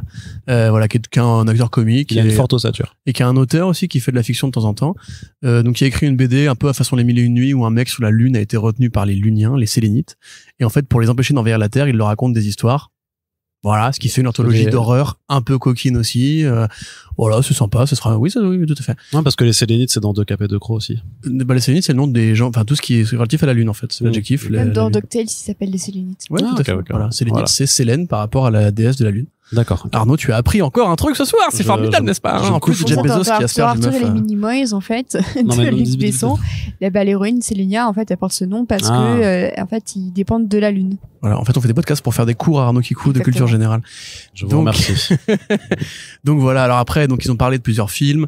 Je vais pas détailler, mais pour essayer d'être très schématique, il y a plusieurs problèmes. Déjà, Tommy Corriale, qui est le président de Heavy Metal Studios, il nous parle de la grande histoire de comment Heavy Metal a bouleversé le marché américain, l'imaginaire, l'horreur. Sauf que c'est pas forcément vrai. Bon, déjà, c'est faux parce que c'est Metal Hurlant qui a tout fait. Heavy Metal, c'est juste l'adaptation américaine qui a rajouté quelques auteurs américains, évidemment, et qui a pris son envol tout de suite après avec Kevin Eastman quand il l'a racheté. Il n'y a pas un nom des BD édités par Kevin Eastman. Point. Il n'y a pas un nom de Corben qui est le seul vrai grand nom américain, en tout cas le principal, qui est l'équivalent de Mobius, on va dire, aux États-Unis. Il n'y a pas un nom des BD cultes de Metal Hurlant parce qu'ils n'ont pas les droits. Donc en fait, il y a que des BD qui ont été édités dans les 5 dernières années depuis le rachat. Et donc des BD qui ont été forcément pensés pour servir de tremplin. Tu m'as compris, t'as lu dans mes pensées, donc des BD qui ont forcément été sélectionnés en amont avec l'idée d'en faire des adaptations. Ce qui fait que voilà, t'as un peu de tout, t'as de la SF un peu coconne, t'as de la SF intéressante. Par exemple, on imagine que des mecs auraient transformé leur planète un peu de Terre en vaisseau spatial et chercheraient à la Star Trek un univers qui pourrait les accueillir. Ça, c'est intéressant. Par contre, il faut beaucoup d'argent. Il y a Tarna, donc qui est un peu le seul personnage un peu heavy metal ADN de l'époque, donc qui est la fameuse meuf que sur le poster du film Heavy Metal, qui est la guerrière barbare en bikini avec l'épée qui fait des éclairs, qui a été relancé, qui a jamais eu de comics avant récemment aussi, hein, qui a été relancé récemment par 2 projets en BD. Donc pareil, j'imagine dans l'idée de construire une base narrative pour faire un film. Et ils avaient embauché une actrice et des artistes d'effets spéciaux pour montrer une sorte de démo reel, ce que ça pourrait donner. Bon, ce que ça pourrait donner, évidemment, ça ressemble forcément à un direct ou DVD, vu qu'ils n'ont pas beaucoup de budget. Moi, j'avoue, la mythologie de Tarna, je peux pas vous dire que c'est le truc le plus fascinant de la Terre. Et les BD qui ont été présentés, il y a des concepts intéressants, mais ça fait vraiment cash grab, ça fait vraiment ruée vers l'or très tardif de tous les indés ont déjà signé chez Legendary, chez Netflix, chez machin, chez Bidule. Nous, Heavy Metal, on a été racheté il y a quelques années par un mec de chez Hasbro. Bon, les gens, ils achètent plus le magazine. Ceux qui achètent sont très vieux maintenant et ils le font par fidélité. On n'arrive pas à renouveler le lectorat. Où est l'argent dans les adaptations? Donc, allons voir si ça mord. Et donc, ils se déplacent en grande pompe et ils montrent que c'est possible de le faire. D'ailleurs, après, à la fin du démo reel, ils te montraient des extraits d'autres films, en fait, qui étaient montés en très court pour te dire, regardez, d'autres gens ont fait les mêmes films, donc il y a moyen que ça se passe. Bon, moi, franchement, je suis un peu attristé. Comme quand j'apprends que Taika Waititi pourrait faire le film L'Incal, tu vois. Ça m'attriste parce que je me dis non, L'Incal, c'est Jodorowsky, c'est Moebius, ce n'est pas Taika Waititi. J'ai du respect pour lui, mais il a pas l'imaginaire qu'il faut pour ça. Et la contre-culture a pas vocation à devenir un objet de divertissement à Hollywood. C'est triste, mais c'est comme ça. Donc moi, fan vieux con, je suis désolé, mais ce qui a été montré ne m'intéresse pas du tout. Par contre, chaud pour Dan Fogler qui fera ses 1001 nuits en horreur animée par le studio qui fait Rick and Morty et Teen Titans Go. Donc ça c'est cool, mais c'est une créa récente, encore une fois, ça pourrait être de l'Image Comics, ça pourrait être du Boom Studio, ce n'est pas l'ADN de Heavy Metal. D'accord. Ouais. Et on a aussi des nouvelles de l'adaptation de The Goon de Eric Powell en animation. On parlait d'animation et de Netflix, tu vois, un truc qui a fini par se faire, tu vois, ça fait quand même 10 ans. Non, ça fait longtemps. Depuis le Kickstarter. Il y avait même Fincher qui était attaché dessus. Ouais, qui voulait produire, effectivement. Je sais pas, moi, je t'avoue que j'étais pas en activité lors des premières annonces, mais j'ai vu que plein de gens qui réagissaient étaient... Je me souviens que je connaissais pas mal de gens qui avaient filé de la thune pour le projet. Ouais, bah oui, parce que Fincher, justement, a priori, t'es fan des BD. Je me demande si les faits que Fincher, maintenant son nid, c'est Netflix, ça a pas pu jouer aussi dans le déblocage. C'est pas impossible, mais du coup, The Goon, pour résumer rapidement, BD de la fin des années 90, sur un mec musclé qui a une gueule cassée, qui se fait passer pour le bras droit d'un mafieux très important qui dirige une sorte de trafic dans une petite ville de bord de mer. C'est très cartoon, c'est très débile. Ça prend des influences cinéma d'horreur des années 50 et science-fiction des années 50 avant la révolution de l'imaginaire. C'est à la fois comique, humour noir, à la fois action, triste, très américain, très folklore, très pulp. Et donc, le film, ça fait 10 ans qu'on l'attend. Il y avait eu le Kickstarter. Après, 4 ans plus tard, ils avaient dit, on a peut-être signé avec la Fox, ça va peut-être se faire. Et puis 3 ans plus tard, ils ont dit, en fait, la Fox, elle a été rachetée. Du coup, non, Disney, ils veulent plus. Et donc là, Netflix, ils ont dit, les gars, nous, on est Netflix, on signe pour tout et n'importe quoi. En plus, il paraît qu'on n'aime pas l'animation, donc ça tombe bien. On va vous prouver le contraire. Ce qui est ouf, c'est que c'est la deuxième fois que Netflix sauve un projet comme ça après l'adaptation de Nimona. Ouais. Et d'ailleurs, on a Pareil, vu... Fox Disney. Ouais. Désolé, hein, mais on a vu des images de Nimona à Annecy. Ça a l'air plutôt chouette. Très bien, ouais. Voilà, et donc ça va se faire, a priori, probablement en 3D comme à l'époque. C'est vraiment, tu en parlais dans le podcast de Todd McFarlane, Spawn et son film là qui arrive peut-être un jour. C'est vraiment pareil, le projet d'une vie par un auteur qui ne fera que un personnage toute sa vie et Ed Gein quand il a envie. Je suis vraiment content pour lui parce que même si Powell, je le porte pas très haut dans mon cœur, c'est un mec qui a aussi ses casseroles et tout. Franchement, avoir attendu 10 ans et à continuer à y croire. Et c'est un réal qui est pas mal, alors j'ai pas sous les yeux là, mais c'est un réal qui avait été oscarisé pour un court-métrage en 2014, par Walt Disney Animation d'ailleurs, c'est paradoxal, qui va s'occuper du projet, donc il y a même moyen que ce soit bien. Et pas juste un délire de fan très patient, mais il y a moyen que ce soit un bon film d'animation, donc et puis The Goon c'est bien, encore une fois, rappelez-vous, les intégrales Delcourt, on en avait parlé. Ouais. Lisez The Goon et peut-être bientôt matez The Goon. 2 intégrales chez Delcourt disponibles pour le moment, donc on vous encourage effectivement. Les tout dans l'œil. allez découvrir de toute façon toute l'œuvre d'Eric Powell, c'est un très très très bon dessinateur et auteur également. Maintenant, on va passer au gros du sujet. Les deux gros, les Big Two. Les Big Two, qui portent bien leur nom. Donc d'abord Warner, qui était présent quand même, Il fallait bien qu'il soit présent quand même. Alors au total, pourquoi, franchement, un panel. Je sais pas. Non, t'es méchant. Mais en plus, on est d'accord qu'ils ont pas du tout parlé du film crypto d'animation.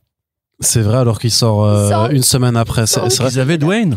Après ils avaient ils avaient vraiment dit que c'était un panel pour Black Adam et Shazam 2, donc Shazam la rage des dieux.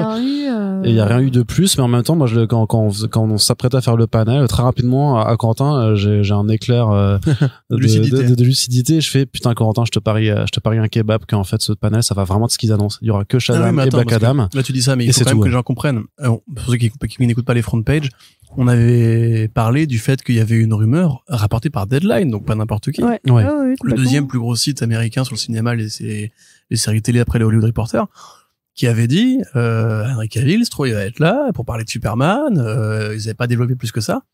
Bon, les Snyder Zoos, ils sont vraiment emballés en mode genre allez, ça y est. Et en fait, avec terrible, Arnaud, du coup, en fait, on s'est dit ça et moi je lui ai répondu allez, je tiens le pari parce que en fait, sinon, je sens qu'on va s'emmerder pendant 1 heure et quelques. Et que s'il y a pas cette petite lueur d'espoir au bout du tunnel, je vais vraiment déprimer en fait. Et du coup, je suis encore actuellement très déprimé. Voilà, puisqu'au final, il y a vraiment eu que ça. Donc un panel de présentation avec le cast et tout ça, donc qui doit être très sympa à suivre en direct quand t'es dans la salle. Mais pour ceux qui étaient à distance, c'est bien 2 bandes annonces pour des films. Chemises. On va en reparler après. Mais c'est vrai que, mais par contre, qu'il y a quand même eu malgré tout, parce qu'une partie du fandom d'ici reste fanatiques et disent que parce que dans le trailer du film Shazam il y a des plans qui appartiennent à la Snyder Cut. Alors techniquement c'est vrai, mais ils appartiennent aussi en fait au trailer de la San Diego Comic Con 2017 qui était utilisé par Warner. Donc en fait c'est juste qu'ils avaient besoin d'images qui ne sont d'ailleurs pas présentes dans le film à mon avis, c'était juste pour faire le montage pour le trailer, mais à mon avis on les retrouvera pas dans le film. Mais pour dire que cette fois-ci c'est bon, la Snyder Cut elle est canon, c'est-à-dire que l'univers est canon, donc forcément ça veut dire ça va revenir et tout ça. Je pense que ces gens-là vivent dans une forme de déni qui devient presque préoccupante en fait. Ça va être le même déni où Bill Gates a créé le Covid pour. Ouais, non, mais ça devient très bizarre. Mais du coup, par contre, donc le premier trailer, Shazam, Fury of the Gods, Shazam, la rage des dieux en français, qui nous présente donc Zachary Levi face aux filles d'Atlas, donc incarnées par Helen Mirren, Lucy Liu et Rachel Zegler, avec des vannes, avec des transformations, avec la famille, avec Eminem effectivement sur la bande son de Eminem, incroyable. Et voilà. du coup, Dr. Dre à la fin qui dit Hell yeah, let's get down to business. Excellent morceau, et bien mieux que le morceau Venom du film Venom. Tout à fait. Mais par contre, avec je m'en bats les couilles. Franchement, moi j'ai trouvé, enfin voilà, moi vous savez que j'aime Shazam, j'ai aimé pour la proposition que c'était. Ne t'inquiète pas. Mais j'ai plusieurs. Mais lui, c'est quand même, il cumule un peu. Et là, honnêtement, si seulement on arrive quand même au maximum de ce qui est tolérable pour un être humain. Non, mais disons que si seulement mon plus grand défaut c'était d'avoir aimé Shazam, on en serait pas là. L'enfoiré aussi. Oui, mais ça c'est pas grave non plus, c'est très bien. Allez, je vais faire 2-3 bar mitzvah puis on revient dans le podcast. Mais ce que je veux dire c'est que c'est toujours la même ambiance assez bon enfant.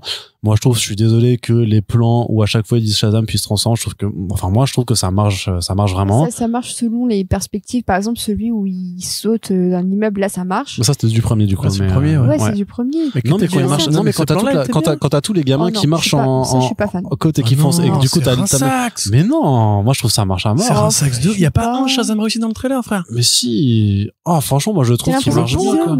Du Ulzem. Mais non, ils font Shazam comme ça, et puis ils se transforment. Non, mais je suis Team Océane sur le Et puis franchement, sur l'humour et tout ça, enfin, c'est marrant, c'est que donc c'est David F. Sandberg qui a fait les Annabelle, et du coup, quand tu le vois dans le Ouais. cabinet Les du pédiatre, tu vois qu'il y a la petite Annabelle qui est, Wonder ouais. Woman, t'as Ah, une c'est peluche- marrant ça. Bah, t'as une ça m'a fait peluche- marrer. T'as une peluche Green Lantern. Ouais. Et t'as la poupée Annabelle. Et il y a quelqu'un qui a dit que il y avait autant de fois la poupée Annabelle dans les films Warner que Henry Cavill en Superman. Ouais, ce qui est très certainement vrai. Donc on voit aussi que a priori les filles d'Atlas vont recruter un gros dragon pour foutre le bordel. Il y a aussi une énorme référence. Enfin moi je trouve que la vanne Fast and Furious elle marche aussi. Enfin moi elle m'a fait vraiment marrer. En fait c'est un des scénaristes de Fast and Furious qui a écrit le film. Donc en fait il se pompe la bite. Ouais, quoi. c'est comme Donc, dans le film Power Rangers où à un moment donné, ouais. il écrase une Camaro et il dit I'm sorry Bumblebee.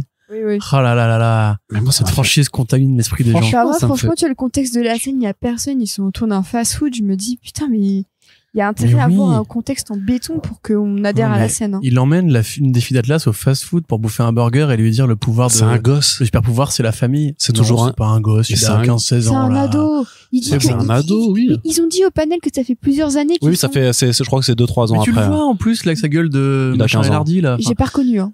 Ah, mais il a grandi, hein. Ouais. Non, mais- Ils grandissent vite, hein, ces petits jeunes. C'est une angoisse totale, ce trait-là. Ah ouais? Ah Putain, ouais. mais c'est Bah, trop. déjà, moi, le 1, je suis Oh pas là là. du tout dans ton équipe. Non, On effectivement. avait parlé, rappelez-vous. Ouais, oui, tu me reproches ma critique sur Comics Il est Blog. où, comment il s'appelle, putain, merde, la chenille, là. Ah, Mr. Mind. Ouais, il est pas là. Bah non, il sera Ah bah pas là. oui, non. ça va rien, la post générique, en fait. Bah parfois ça arrive. Shivana, oui. il est où? Bah, il est plus là. Et en fait, du coup, on te met des mythologies grecques. Grec, ouais. Mais ouais, mais non, ça c'est Wonder Woman, frérot. Bah peut-être qu'il y aura Wonder Woman. Ouais, peut-être, hein. C'est d'ailleurs c'est une des Tu veux faire un rumeurs. pari kebab? C'est une des rumeurs qui a lieu Ouais, sur ce bah film. oui, ça hein. va être leur caméo claqué, là. Et puis les mecs qui te font des vannes sur le panel en mode genre, quand est-ce qu'il affrontera Henry Cavill? Rappelez-vous la rumeur. Tu te dis, mais pourquoi vous faites ça? Vous êtes cons. Bah, Vous ça, voulez c'est vous fa- faire harceler, en fait. Ça c'est le forcing, ouais.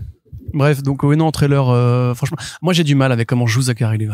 Ouais. C'est son Alors que visage. je le trouve excellent dans Chuck, dans Mrs. Maisel, il joue un mec pince sans rire, il le joue hyper bien. Mais alors là, je n'y arrive pas. J'y Il y a un arrive côté vraiment. ouais. cabotin à fond, quoi. On dirait même qu'il y croit. Enfin, on dirait qu'en fait, Non, je pense il est payé y pour croit, mais s'amuser, c'est je juste pense, qu'il mais- le fait mal. T'inquiète, Et puis- que ça arrive. Hein. Là même, tu t'es- vois, toute la Marvel Family, on la voit pas du tout, alors que c'est le propos de la fin du premier. Là, il y a un côté vachement décousu. Oui, mais attends, c'est un trailer aussi. Après, et oui, on c'est un- voit pas tout le film. Après, moi, hein. j'étais quand même assez étonnée que Rachel Zegler, c'est genre la star montante, elle apparaît que deux plans, tu ne l'entends pas parler. Mais ça va être, Ça m'a un petit peu étonnée quand mais ça va même. être la méchante du film. Enfin, c'est clair et net. je C'est veux celle dire, qui a l'air d'être la moins méchante des trois quand même. Hein, Bah oui, mais bon, par justement, parce que rapport tu la vois beaucoup moins. Je veux dire, le côté, ils vont pas mettre. Tu verras que ce sera la breakout star du film. Franchement, moi, je me fais, à moins qu'il y ait un vilain caché qui serait Mr. Mind, Non. ça me paraît très très curieux. Mais il y a un dragon, frère. Bah oui, mais. C'est comme un dinosaure, c'est cool. Ah, puis là, plus c'est comme dans Black Adam, tu sais, où le mec arrête le missile à la main, et où t'as deux personnages qui te disent, ah, il a arrêté un missile. Ouais, il a arrêté un missile. Ouais, c'est vrai que là ils disent. Toi, t'es derrière ton écran, en mode genre, mais c'est pas cool de décrire les scènes comme ça. Quand il fait, je viens de balancer un Ouais, suivi sur un dragon, ouais, j'adore ma vie. j'adore hein. ma vie. Mm. Mais j'ai pas 5 ans, en fait. Moi, tu vois, peut-être qu'il y a des gens de 5 ans qui Peut-être sont le derrière public l'écran. du ouais. film qui va kiffer Bah ouais, ces c'est phrases-là. ça, Peut-être hein. qu'on est juste pas le public. Non, hein, c'est sûr. Bah, C'est comme sûr. pour le premier, c'est C'est clairement comme une Batwitch, je pense. comédie de super-héros. C'est comme pour, Batwitch, comme t'as dit tout à l'heure. Je pense que t'as plus de 4 ans, en fait. Ou d'âge mental. Hein, Oui. Arnaud. Oui, T'es pas Oui. t'es pas convié à la fête. mais je l'assume. Et du coup, tel quel, pour moi, Shazam, il y a beaucoup plus de choses comme ça à dire, ou à faire. Et même les effets spéciaux. Attends, quand même. Me dis pas que c'est joli. C'est pas joli du tout.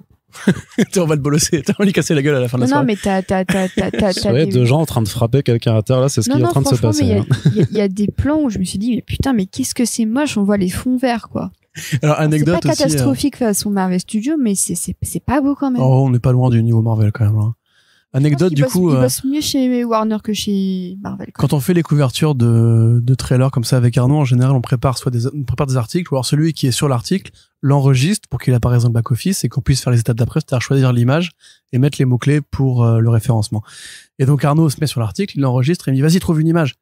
Et je vous jure, j'ai passé 3 minutes à chercher une image qui serait à peu près potable, où il y aurait pas un FX dégueu ou Zachary Levi qui fait avec sa tête bizarre, là, comme ça. Et j'ai vraiment galéré. Je me suis dit, mais on va juste mettre le logo du film, en fait.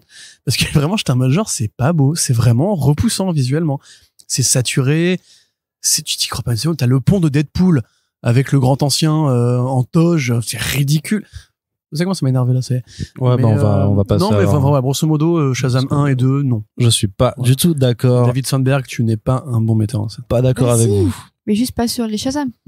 Eh bien, je ne suis Bah oui, peut-être. toujours pas d'accord avec vous. Et pour Black Adam, alors? avec The Rock. Ouais, Alors vas-y, j'adore parce attaque. que The Rock il a fait son remake de the Hierarchy of the DC Universe is about to change et il l'a fait littéralement. Il en a fait un remake en arrivant sur scène en costume en mode tout va changer machin. Avec la foudre derrière lui. Je quoi. pense que rien ne va changer. Hein. On sent que c'est un peu une entrée de catcheur en fait. C'est pas une entrée d'acteur, c'est une entrée de catcheur. Et genre, Putain, mais c'est clair. non mais franchement j'ai aucun problème. Genre The Rock en catcheur, topissime. Bautista, John Cena s'en sont très bien sortis, y a aucun problème. Mais je veux voir un film, je veux pas voir un combat de catch vendu comme un combat de catch en fait. Et je suis désolée pour ceux qui vont et apprécient ce qui se passe machin, mais c'est turbo beauf quoi. Et c'est saucisse. C'est Turbo Snyder. C'est vraiment saucisse quoi.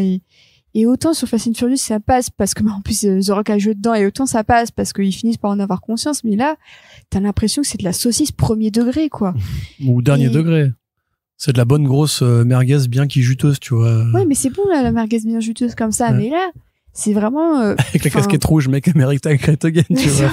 Et en plus, ça fait vraiment Zack Snyder quand même. Mais ça fait Zack Snyder. Les plans au début au ralenti, avec la décapitation, le mec qui se fait pousser et tout. Mais la giclée de sang.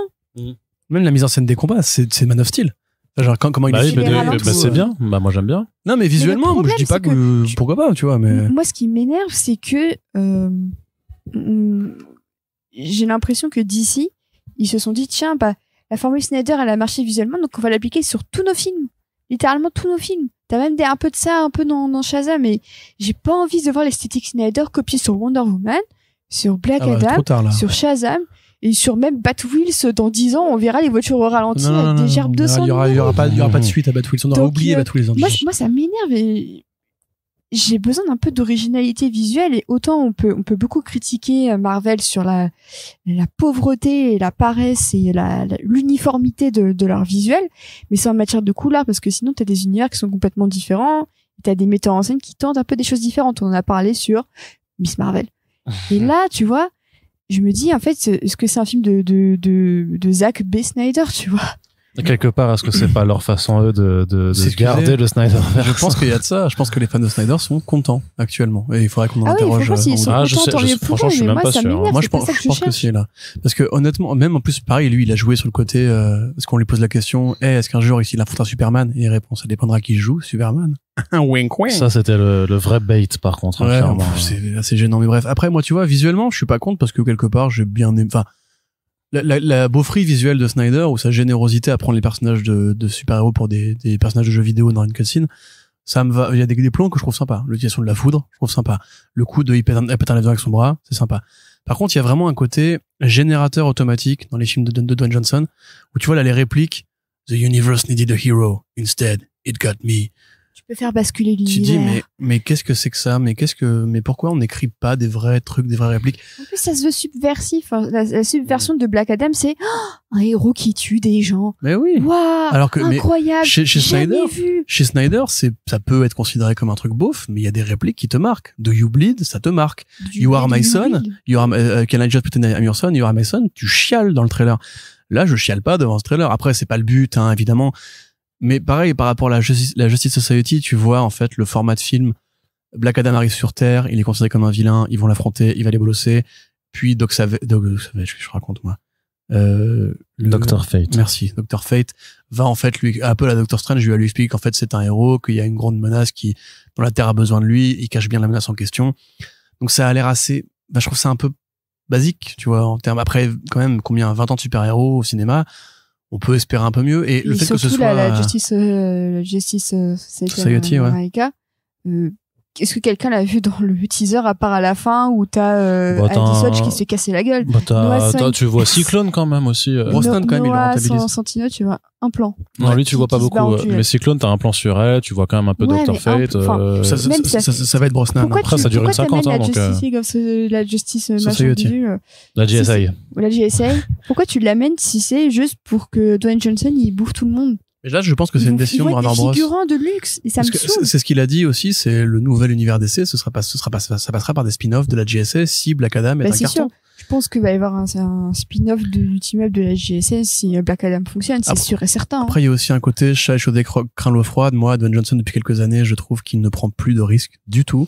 Là, il ramène un pote à lui, Rom Collet-Serra.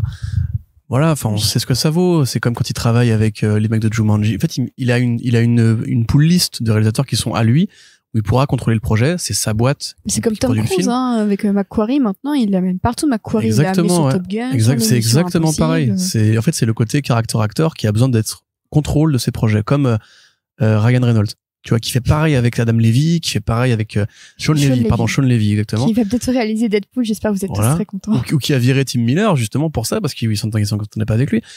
Et c'est pas que ça peut donner des mauvais films, parce que moi, au demeurant, si ça me divertit, si les scènes d'action sont bien, et je trouve qu'il y a effectivement un revival de la mise en scène à la Snyder, qui, moi, me va, parce que je suis pas contre la mise en scène à la Snyder. J'ai peur que ce soit basique, vraiment très basique. Et moi, je pense que ça va rien changer dans DC Universe, ça ne va rien changer, je pense. Et vu le personnage, Johnson aurait pu aller plus loin. Enfin, je veux dire, Black Adam, c'est quand même au départ l'allégorie de Al-Qaïda, c'est l'allégorie de Saddam Hussein dans les comics. Là, en l'occurrence, c'est juste un mec vénère, badass, chauve, qui va en fait devenir un héros. Parce que sa femme est mise au frigo. Waouh. Pardon, elle est très en colère. Ok, effectivement, je ressens votre colère, même si je ne la partage pas. Mais en tout cas, voilà, c'était les deux seuls trailers, et en même temps, c'est sûr que beaucoup de gens annonçaient. Alors bon, il y avait cette rumeur de Cavill, forcément. Attends, juste, je te coupe. Oui. En fait, c'est qu'aussi on est en colère. Enfin, moi, je suis en colère contre ces deux trailers parce qu'il y avait que ça. Et que Warner Bros. Qui se déplace juste pour ça. Oui. Et du coup, j'allais y venir là-dessus, puisque Warner Bros. Donc vient de nouveau de fusionner, se faire racheter par Discovery. Ça a joué, Et donc, ils sont en train de refaire leur planning. Donc, ils pouvaient pas faire un plan quinquennal en annonçant 50 projets. Il y a Ezra Miller qui pose beaucoup de soucis juste sur le fait de communiquer sur The Flash. Il y a le problème avec Amber Heard par rapport à Aquaman. Peut-être qu'ils voulaient juste se concentrer sur les films qui arrivent cette année et en attendant, parce que ceux-là sont vraiment prêts à sortir. Il y a DC Fandom qui se garde également. C'est tout un tas de paramètres, tu vois, pour dire que, en fait, ils pouvaient de façon très pragmatique, pas forcément faire grand chose de plus. Par contre, tu vois, il y a un truc un peu con, mais on a quand même des projets qui ont été confirmés. Ce week-end, à la Comic-Con, t'avais littéralement Paul Dano et Matt Reeves. The Batman 2, ça a été confirmé officiellement. Qu'est-ce qui t'empêchait de... Ouais, mais qu'est-ce que tu veux, ils ont rien à montrer. Cobblepot, enfin la série Oz, vraiment, les tournages. Parfois, les gens, ils ont rien à montrer, ils viennent juste dire coucou. Oui, il y avait Batgirl aussi, le film Batgirl, il avait filmé. Mais merde, tu fais un teaser de 5 secondes où tu vois Batgirl qui monte sur une gargouille. Ouais, non, mais je suis d'accord, mais je pense que vraiment, c'est parce que de toute façon, dans leur stratégie, il faut qu'ils revoient les choses par rapport à leurs nouvelles ambitions en tant que Warner Bros. Discovery et par rapport à du coup ce qui est déjà produit et comment l'agencer tout ça dans un truc qui fait justement plan d'ensemble pour donner confiance aux gens et au public et même se donner confiance à eux. Il n'y a même pas eu de panel pour Superman et Lois ou même pour... Non, parce que la CW, de toute façon, CW, ils ont pas fait de panel cette année, mais parce que justement, ils sont dans une stratégie d'économie aussi d'argent. Non, alors il y a la revente de la CW, mais c'est surtout qu'en fait, ils font des économies et que, faire venir les gens, avoir un stand et tout ça, ça coûte de la thune. C'est pour ça que pour la première fois depuis des années, en fait, ils ont pas fait de stand Warner DC où justement d'habitude, t'avais les acteurs de la CW qui venaient signer tout ça. Donc c'est pour ça.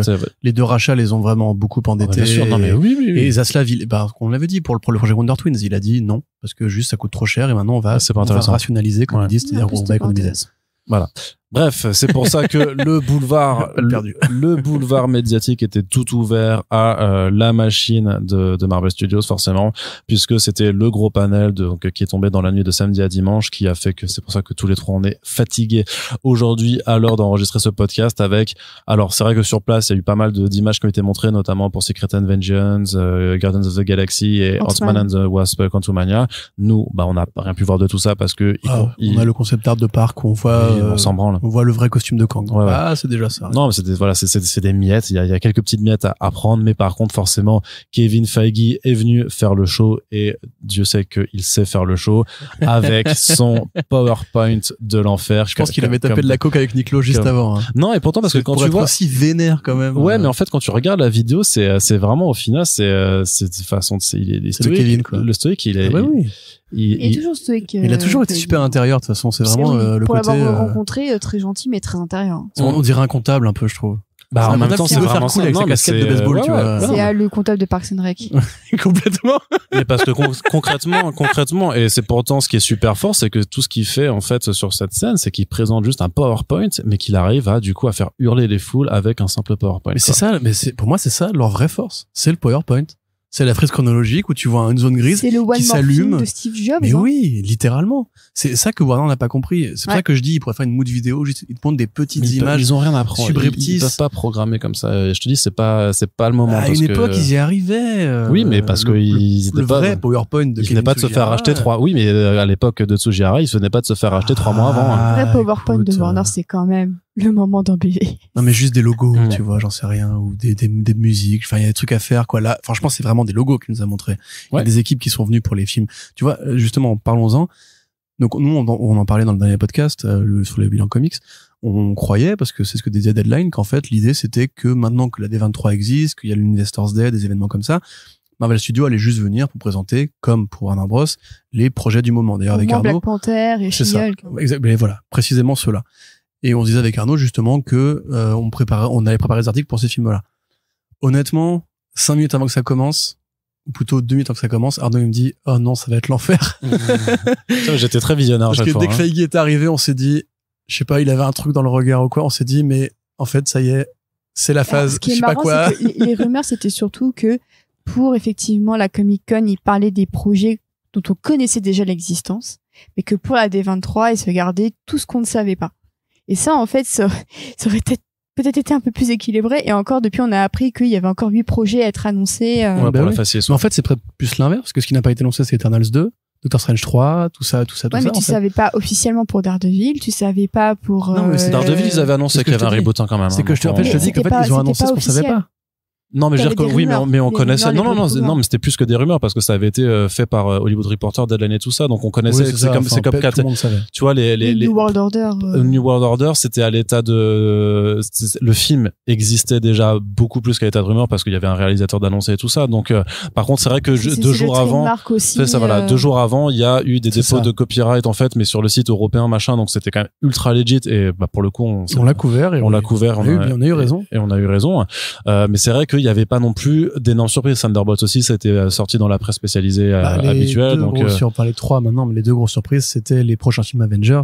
oui. Les phases. Et Mais aussi attends, les parce que- phases. Attends, parce Ouais. qu'on va un peu vite là, du coup.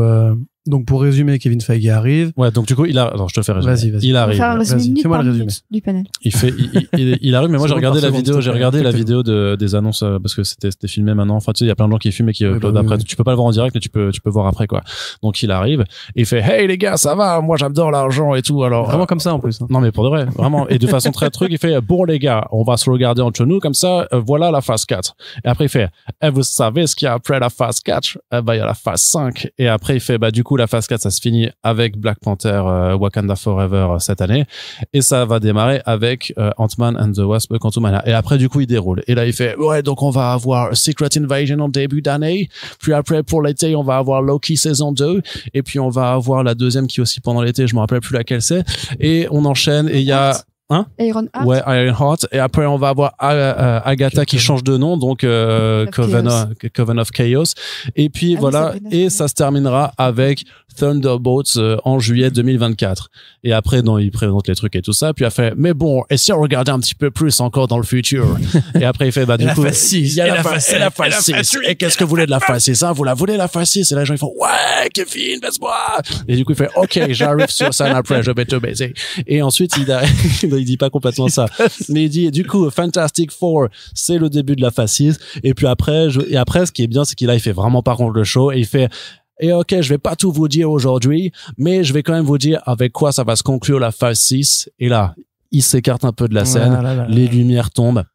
La musique épique se met en place et là, il y a un A qui apparaît, c'est là, tout le monde qui fait "Oh my God, mon Dieu, it's the c'est Avengers." Ant-Man 5. Non, c'est pas ça. Il faut "Oh my God, c'est le A des Avengers." Et t'as Kevin, il fait "Yeah, mes gars, c'est les A des Avengers." Et puis là, Avengers The Kang Dynasty. Et puis le titre qui se transforme en Avengers Secret Wars. Et donc là, il arrive sur scène de nouveau, il baisse son pantalon. Il attend que les gens crient. et les gens crient. C'est ça. Non, mais il arrive, il baisse son pantalon, il sort ses couilles et fait regardez ce que c'est, ça, c'est les couilles de Marvel. Il fait l'hélicobite et il s'envole. C'est ça. Et il passe par le plafond. Ça fait de la fumée. Et là, il est sur Mars actuellement. Et puis tout disparaît. Et puis il y a vraiment des gens qui ont hurlé Kevin, je t'aime. Ouais. Voilà. Alors du coup, parce qu'il y a beaucoup de trucs à dire, il y a trop de trucs à dire en fait.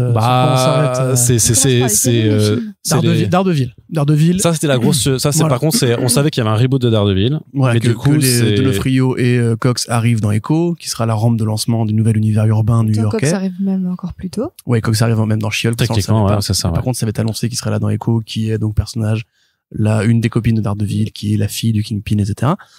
Donc on savait que ça allait arriver, mais Born Again, le titre du coup qui est méta à la fois sur l'arc de Miller et Mazzucchelli. Façon Homecoming, hein. Ouais, exactement, elle est trop forte. Sur Born Again, il est ressuscité alors qu'on croyait qu'il était mort. Et on avait déjà vu son costume noir et jaune dans les visuels de Freshman Year. Et on les voit dans le trailer de She-Hulk et dans sa série en 18 épisodes, donc la série la plus longue des séries Disney+. Ça va être du 2 parties, hein. Ça me semble évident. Tu penses? Bah, je les vois mal faire genre 18 épisodes. Ouais, parce c'est que comme What If, ils vont faire 9 et 9, quoi, t'as raison. Mais ça va être 9 et 9. Ah merde, on se fait carotter.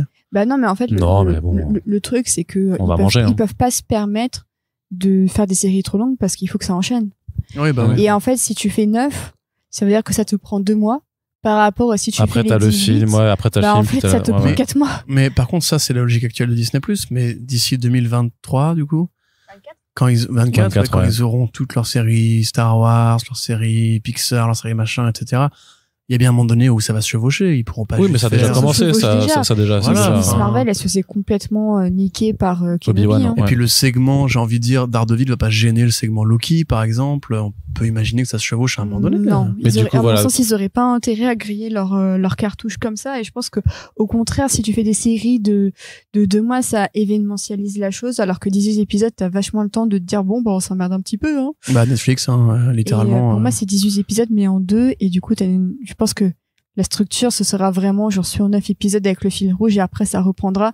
Même si tu fais tout un truc sur 18 épisodes, déjà chez Netflix, 13 épisodes, c'était quand même un peu long. Ah oui, non, un peu. C'était quand même assez long. Chaque saison est ratée à cause de ça. Et je pense honnêtement que voilà, 18 épisodes, tu divises ça en 2 et c'est pépère, hein. Mais est-ce qu'on est contente? Ah bah, je suis ravie de revoir, non mais, ça fait hyper plaisir de revoir Charlie Cox, surtout que j'allais dire Netflix, pas du tout. Surtout que Marvel semble vraiment tenir à lui réserver un accueil hyper de qualité. Ouais. Parce que déjà, bon, sa scène dans Spider-Man No Way Home, bon, c'était ce que c'était, hein. La meilleure scène du film, oui, tout à fait. Voilà, et t'as ça, donc t'as She-Hulk, tu vas avoir Echo. Tu sens quand même qu'ils veulent un peu ménager l'attente pour créer une attente autour de la série. Et je pense aussi que Charlie Cox, bah, c'est le rôle de sa vie, hein. On va pas se mentir.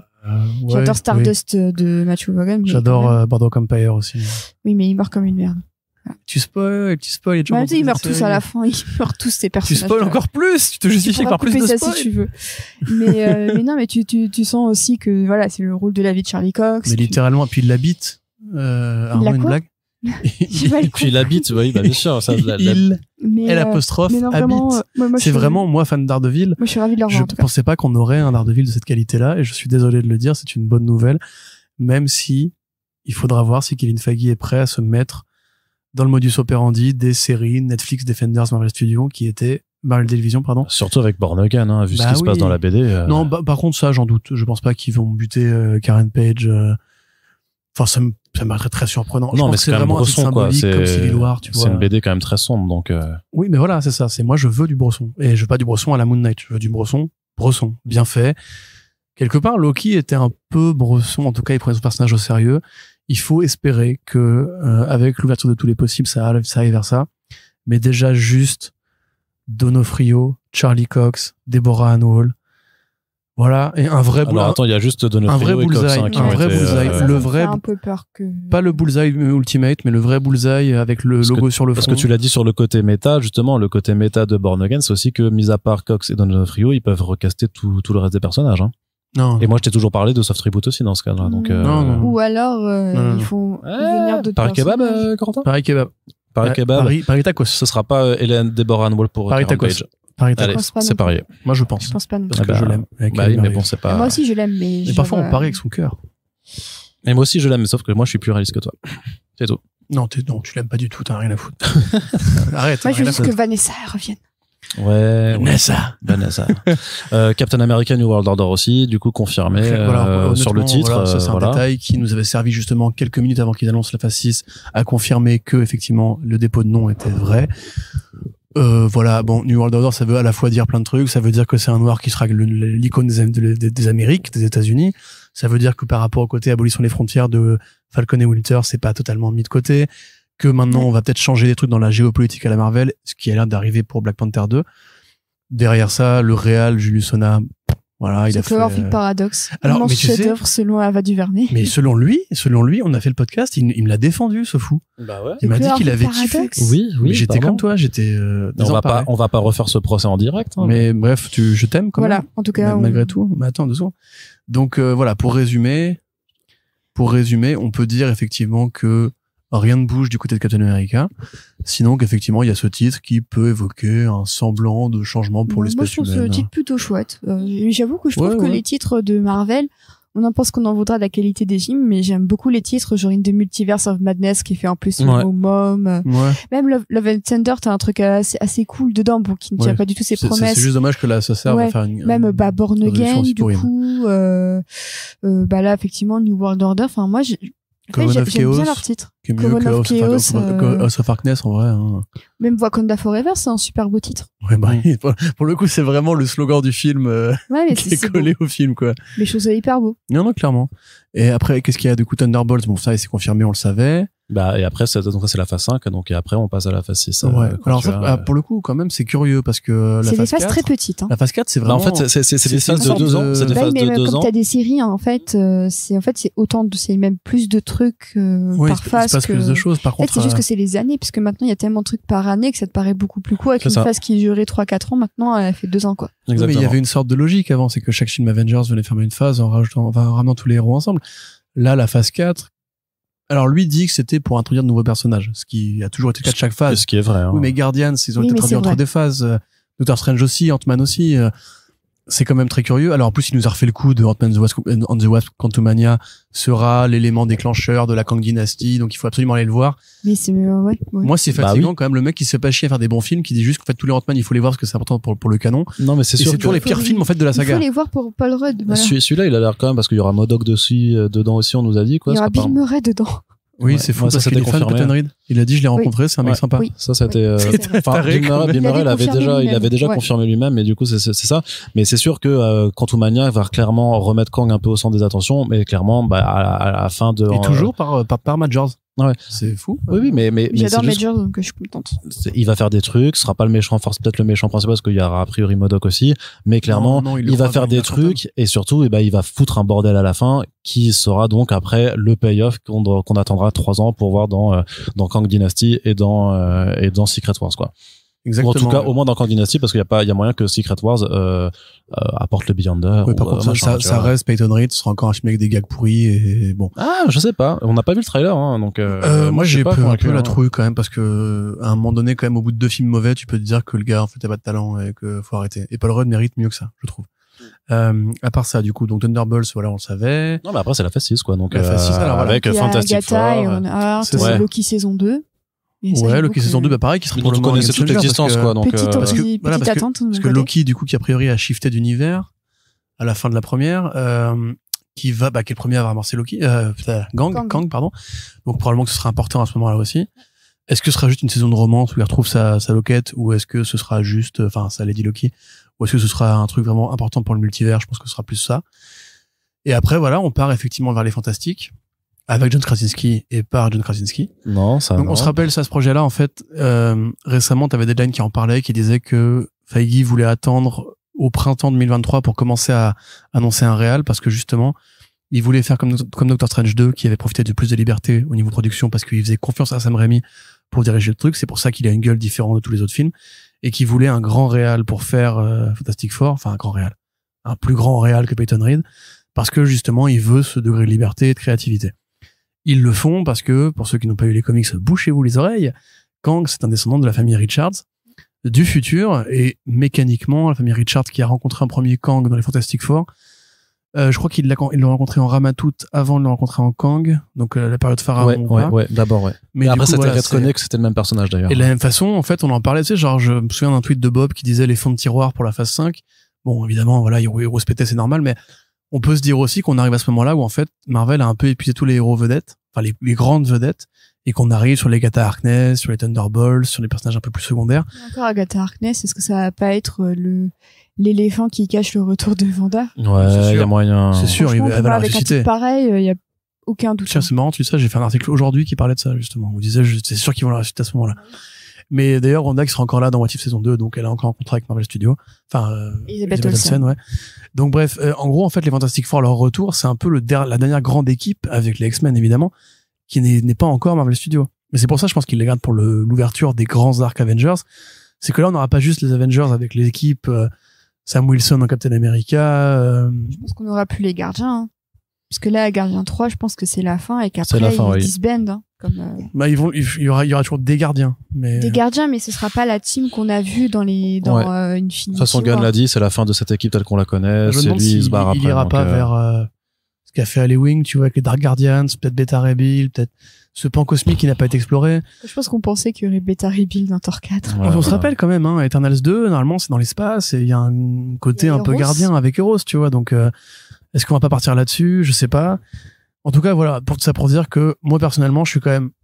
En fait, je sais pas si je suis saucé parce que franchement, ça sauce quand même, en fait. C'est con, oui. c'est que des dates, c'est que des logos, mais c'est là aussi où Marvel Studios a un énorme avantage, hein, maintenant sur Warner, c'est que c'est une entreprise qui est stable. Ils ont pas eu de rachat depuis Disney.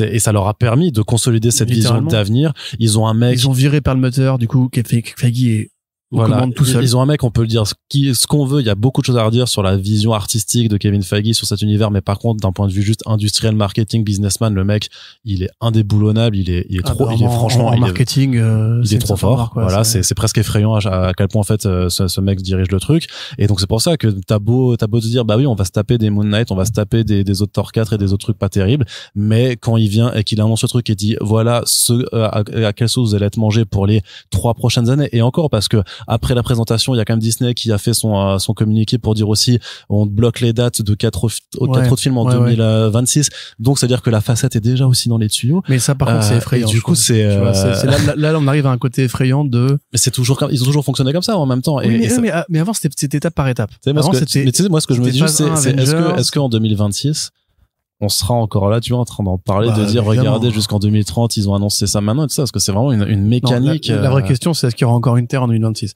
Par contre, nous, s'il y en a encore une, on sera encore là pour en parler. Mais le fait, moi, si tu veux, de parler de phase 7, alors qu'on est qu'à la 4 et que pour l'instant, on se fait chier, moi, il y a un côté Marvel Comics, en fait. Parce que tu sais, quand t'es fan de comics, en fait, tu sais que tu crois plus aux morts des personnages qui vont revenir. Tu sais que tu crois plus aux grands events parce qu'un grand event en chasse un autre.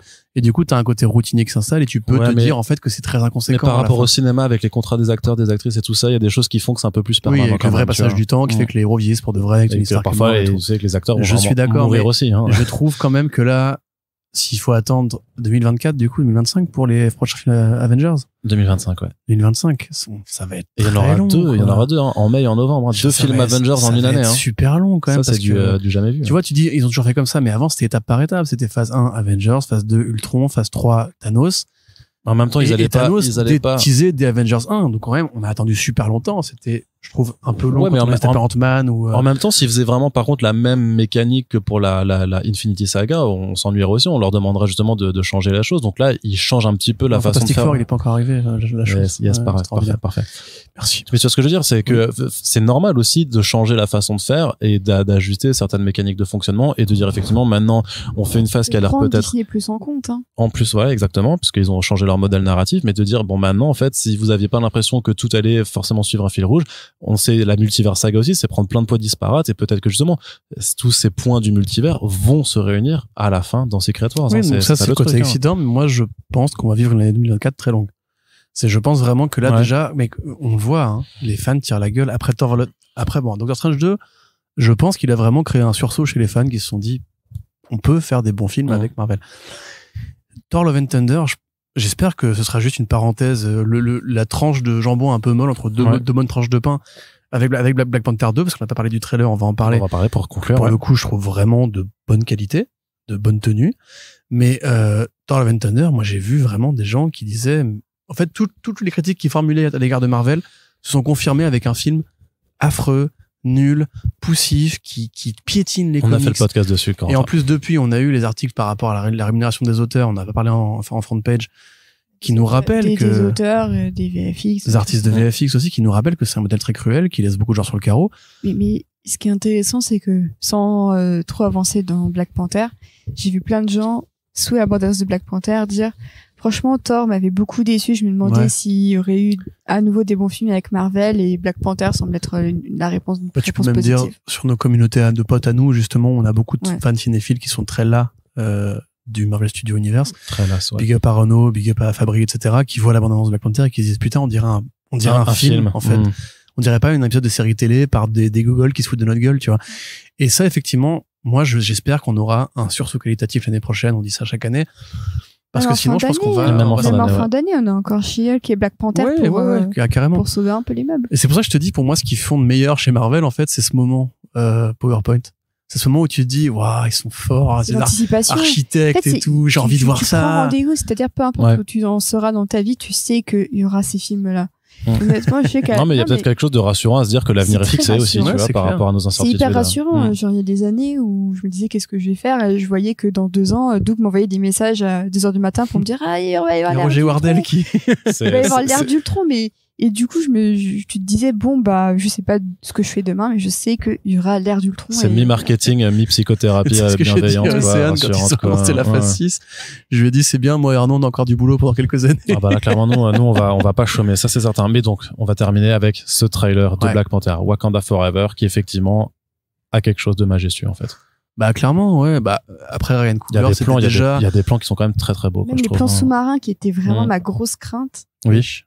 Oh là là, le plan sur la femme enceinte avec le bébé. Ah, avec l'accouchement là, ouais, c'est... Je me suis dit, genre, est-ce que il y a beaucoup de gens qui comparent ça à Avatar 2 parce que lol, il y a des gens bleus sous l'eau. Oh, c'est mais bon. déjà, si Cameron avait inventé Namor, ça se saurait. Et en plus, bah, déjà, l'approche est là aussi totalement différente pour les 2 films. Donc, ok, ils sortent à 3 semaines d'intervalle. Relou, ce que voilà. tu dis, j'en reviens pas, quoi. Et je trouve que, ouais, il y a un truc, en fait, ça me fait plus penser à du Malik qu'à du Cameron. Et c'est un compliment. Ça, c'est Eternals. Mais non, mais justement, je trouve ça, en fait, je préfère vraiment quand il tire vers le Malik que quand il tire vers le truc moche et informe. Oui, c'est pas faux. Puis, il y a un côté un peu naturaliste dedans, un peu comme Eternals. Et s'il renoue avec ce truc, en fait, esthétiquement, alors je sais que Eternals il fait beaucoup débat et tout ça, mais je trouve qu'esthétiquement il y a quelque chose que les autres Marvel n'ont pas. Et si Black Panther arrive aussi dans cette continuité esthétique là, franchement, moi il y a aucun problème. Bah, tu vois déjà de toute façon qu'ils ont repris aussi le travail des costumiers, des designers, ça, parce qu'il y a une patte graphique aussi. Il y a plein de costumes, il y a plein plein de personnages et de figures en fait qui donnent une impression de vie en fait, à la fois toujours dans cette dépiction du Wakanda et de cette culture donc panafricaine, mais même par rapport à Atlantis et tout ça, il y a tu vois aussi qu'il y a une forme de recherche pour faire une forme de vrai conflit aussi artistique dans ces 2 civilisations. C'est que Coogler c'était déjà un grand metteur en scène avant de travailler chez Marvel Studios, en tout cas pour 2 films. Oui, mais il y en a qui se plantent. Qui était vraiment exceptionnel, qui est effectivement le premier Creed, qui est le meilleur film de la saga des Rocky, malheureusement. Enfin, malheureusement ou heureusement, le film de la saga des Rocky n'est pas un film Rocky. Mais, très bonne saga au demeurant. Mais déjà, à l'époque, rappelle-toi, nomination aux Oscars pour les costumes, pour les décors, pour la bande-son. Il y avait eu un travail de prod. Il y avait eu un travail de prod qui était là. Et qui a été salué par des professionnels du milieu, pas juste par les fans. Et la photo a l'air tellement mieux. C'est la chef opératrice de Loki qui est sur le film. Loki, bah pareil, qui a été nommé aux Enemy Awards, d'ailleurs. Ouais, et bah d'ailleurs, je trouvais, voilà, franchement, Loki, visuellement, rien à dire. Et là, tu vois, tu rentres tout de suite, ils affrontent le problème, Chadwick Boseman est mort, qu'est-ce qu'on fait? Et on se posait tous la question, tu vois, il y avait un côté un peu... Bon, on savait que T'Challa serait mort aussi. Il y avait un côté un peu Heath Ledger après TDK, tu vois, on savait que DKR, aurait dû être, le film de Nolan aurait dû être le procès du Joker et tout, ça a été réécrit. Ouais.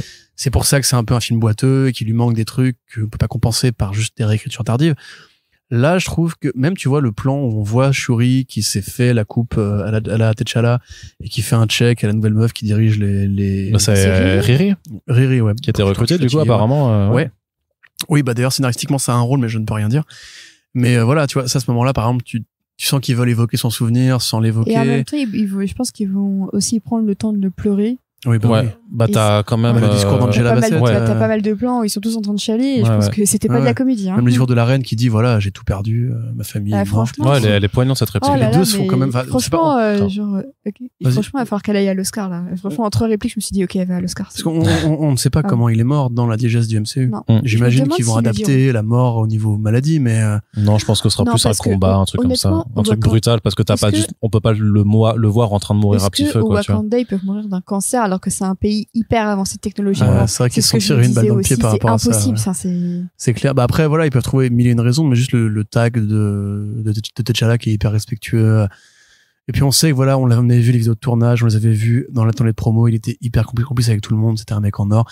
C'est pas juste de la glorification d'un mort, c'est vraiment qu'il était un mec génial et ultra drôle, ultra complice. Enfin vraiment, voilà, tu sais quand il avait fait le SNL, le Black le Black Jeopardy, ouais, où il jouait justement T'Challa qui comprenait pas pourquoi les Noirs aux États-Unis avaient peur de la police et devaient frauder leurs impôts et tout, tu vois. Le mec était vraiment juste, c'était le rôle de sa vie, pareil, comme pour Charlie Cox, il aurait dû le tenir plus longtemps, en fait. Et il y avait Variety qui a interviewé Danai Gurira et elle s'est mise à pleurer pendant l'interview, tu vois, donc ouais. j'ai eu du mal à terminer la vidéo, c'était trop triste. Je pense, et c'est ce que disait Guillaume, je crois, ou je sais plus qui dans nos commentaires, qui disait qu'en fait, quelque part, la mort de Chadwick les avait peut-être, avait calmé Kevin sur le côté, on va mettre des blagues. Parce que Eternal, il y a ce côté Malik, mais t'as ce côté aussi très van à fond. Ouais, avec Karun Patel, avec Kingo, qui alourdit et qui handicape un film qui, pour moi, a vraiment des vraies qualités d'écriture. Je vous réinvite encore une fois à écouter le podcast qu'on avait fait. Je pense qu'on avait été assez au fond des choses avec Carl et Jennifer Padjemi. Là, j'espère qu'on n'aura pas de vanne limite du tout. Genre rien. Même quand on voit Everett Ross. Oui, Everett Ross. Voilà. Qui est en mode Daniel Craig qui sort de sa bagnole avec ses lunettes. Même lui, il a l'air classe. C'est-à-dire que c'était un peu le bouffon du premier. Là, il y a un côté, genre, il y aura pas Claw, il y aura pas ces conneries-là.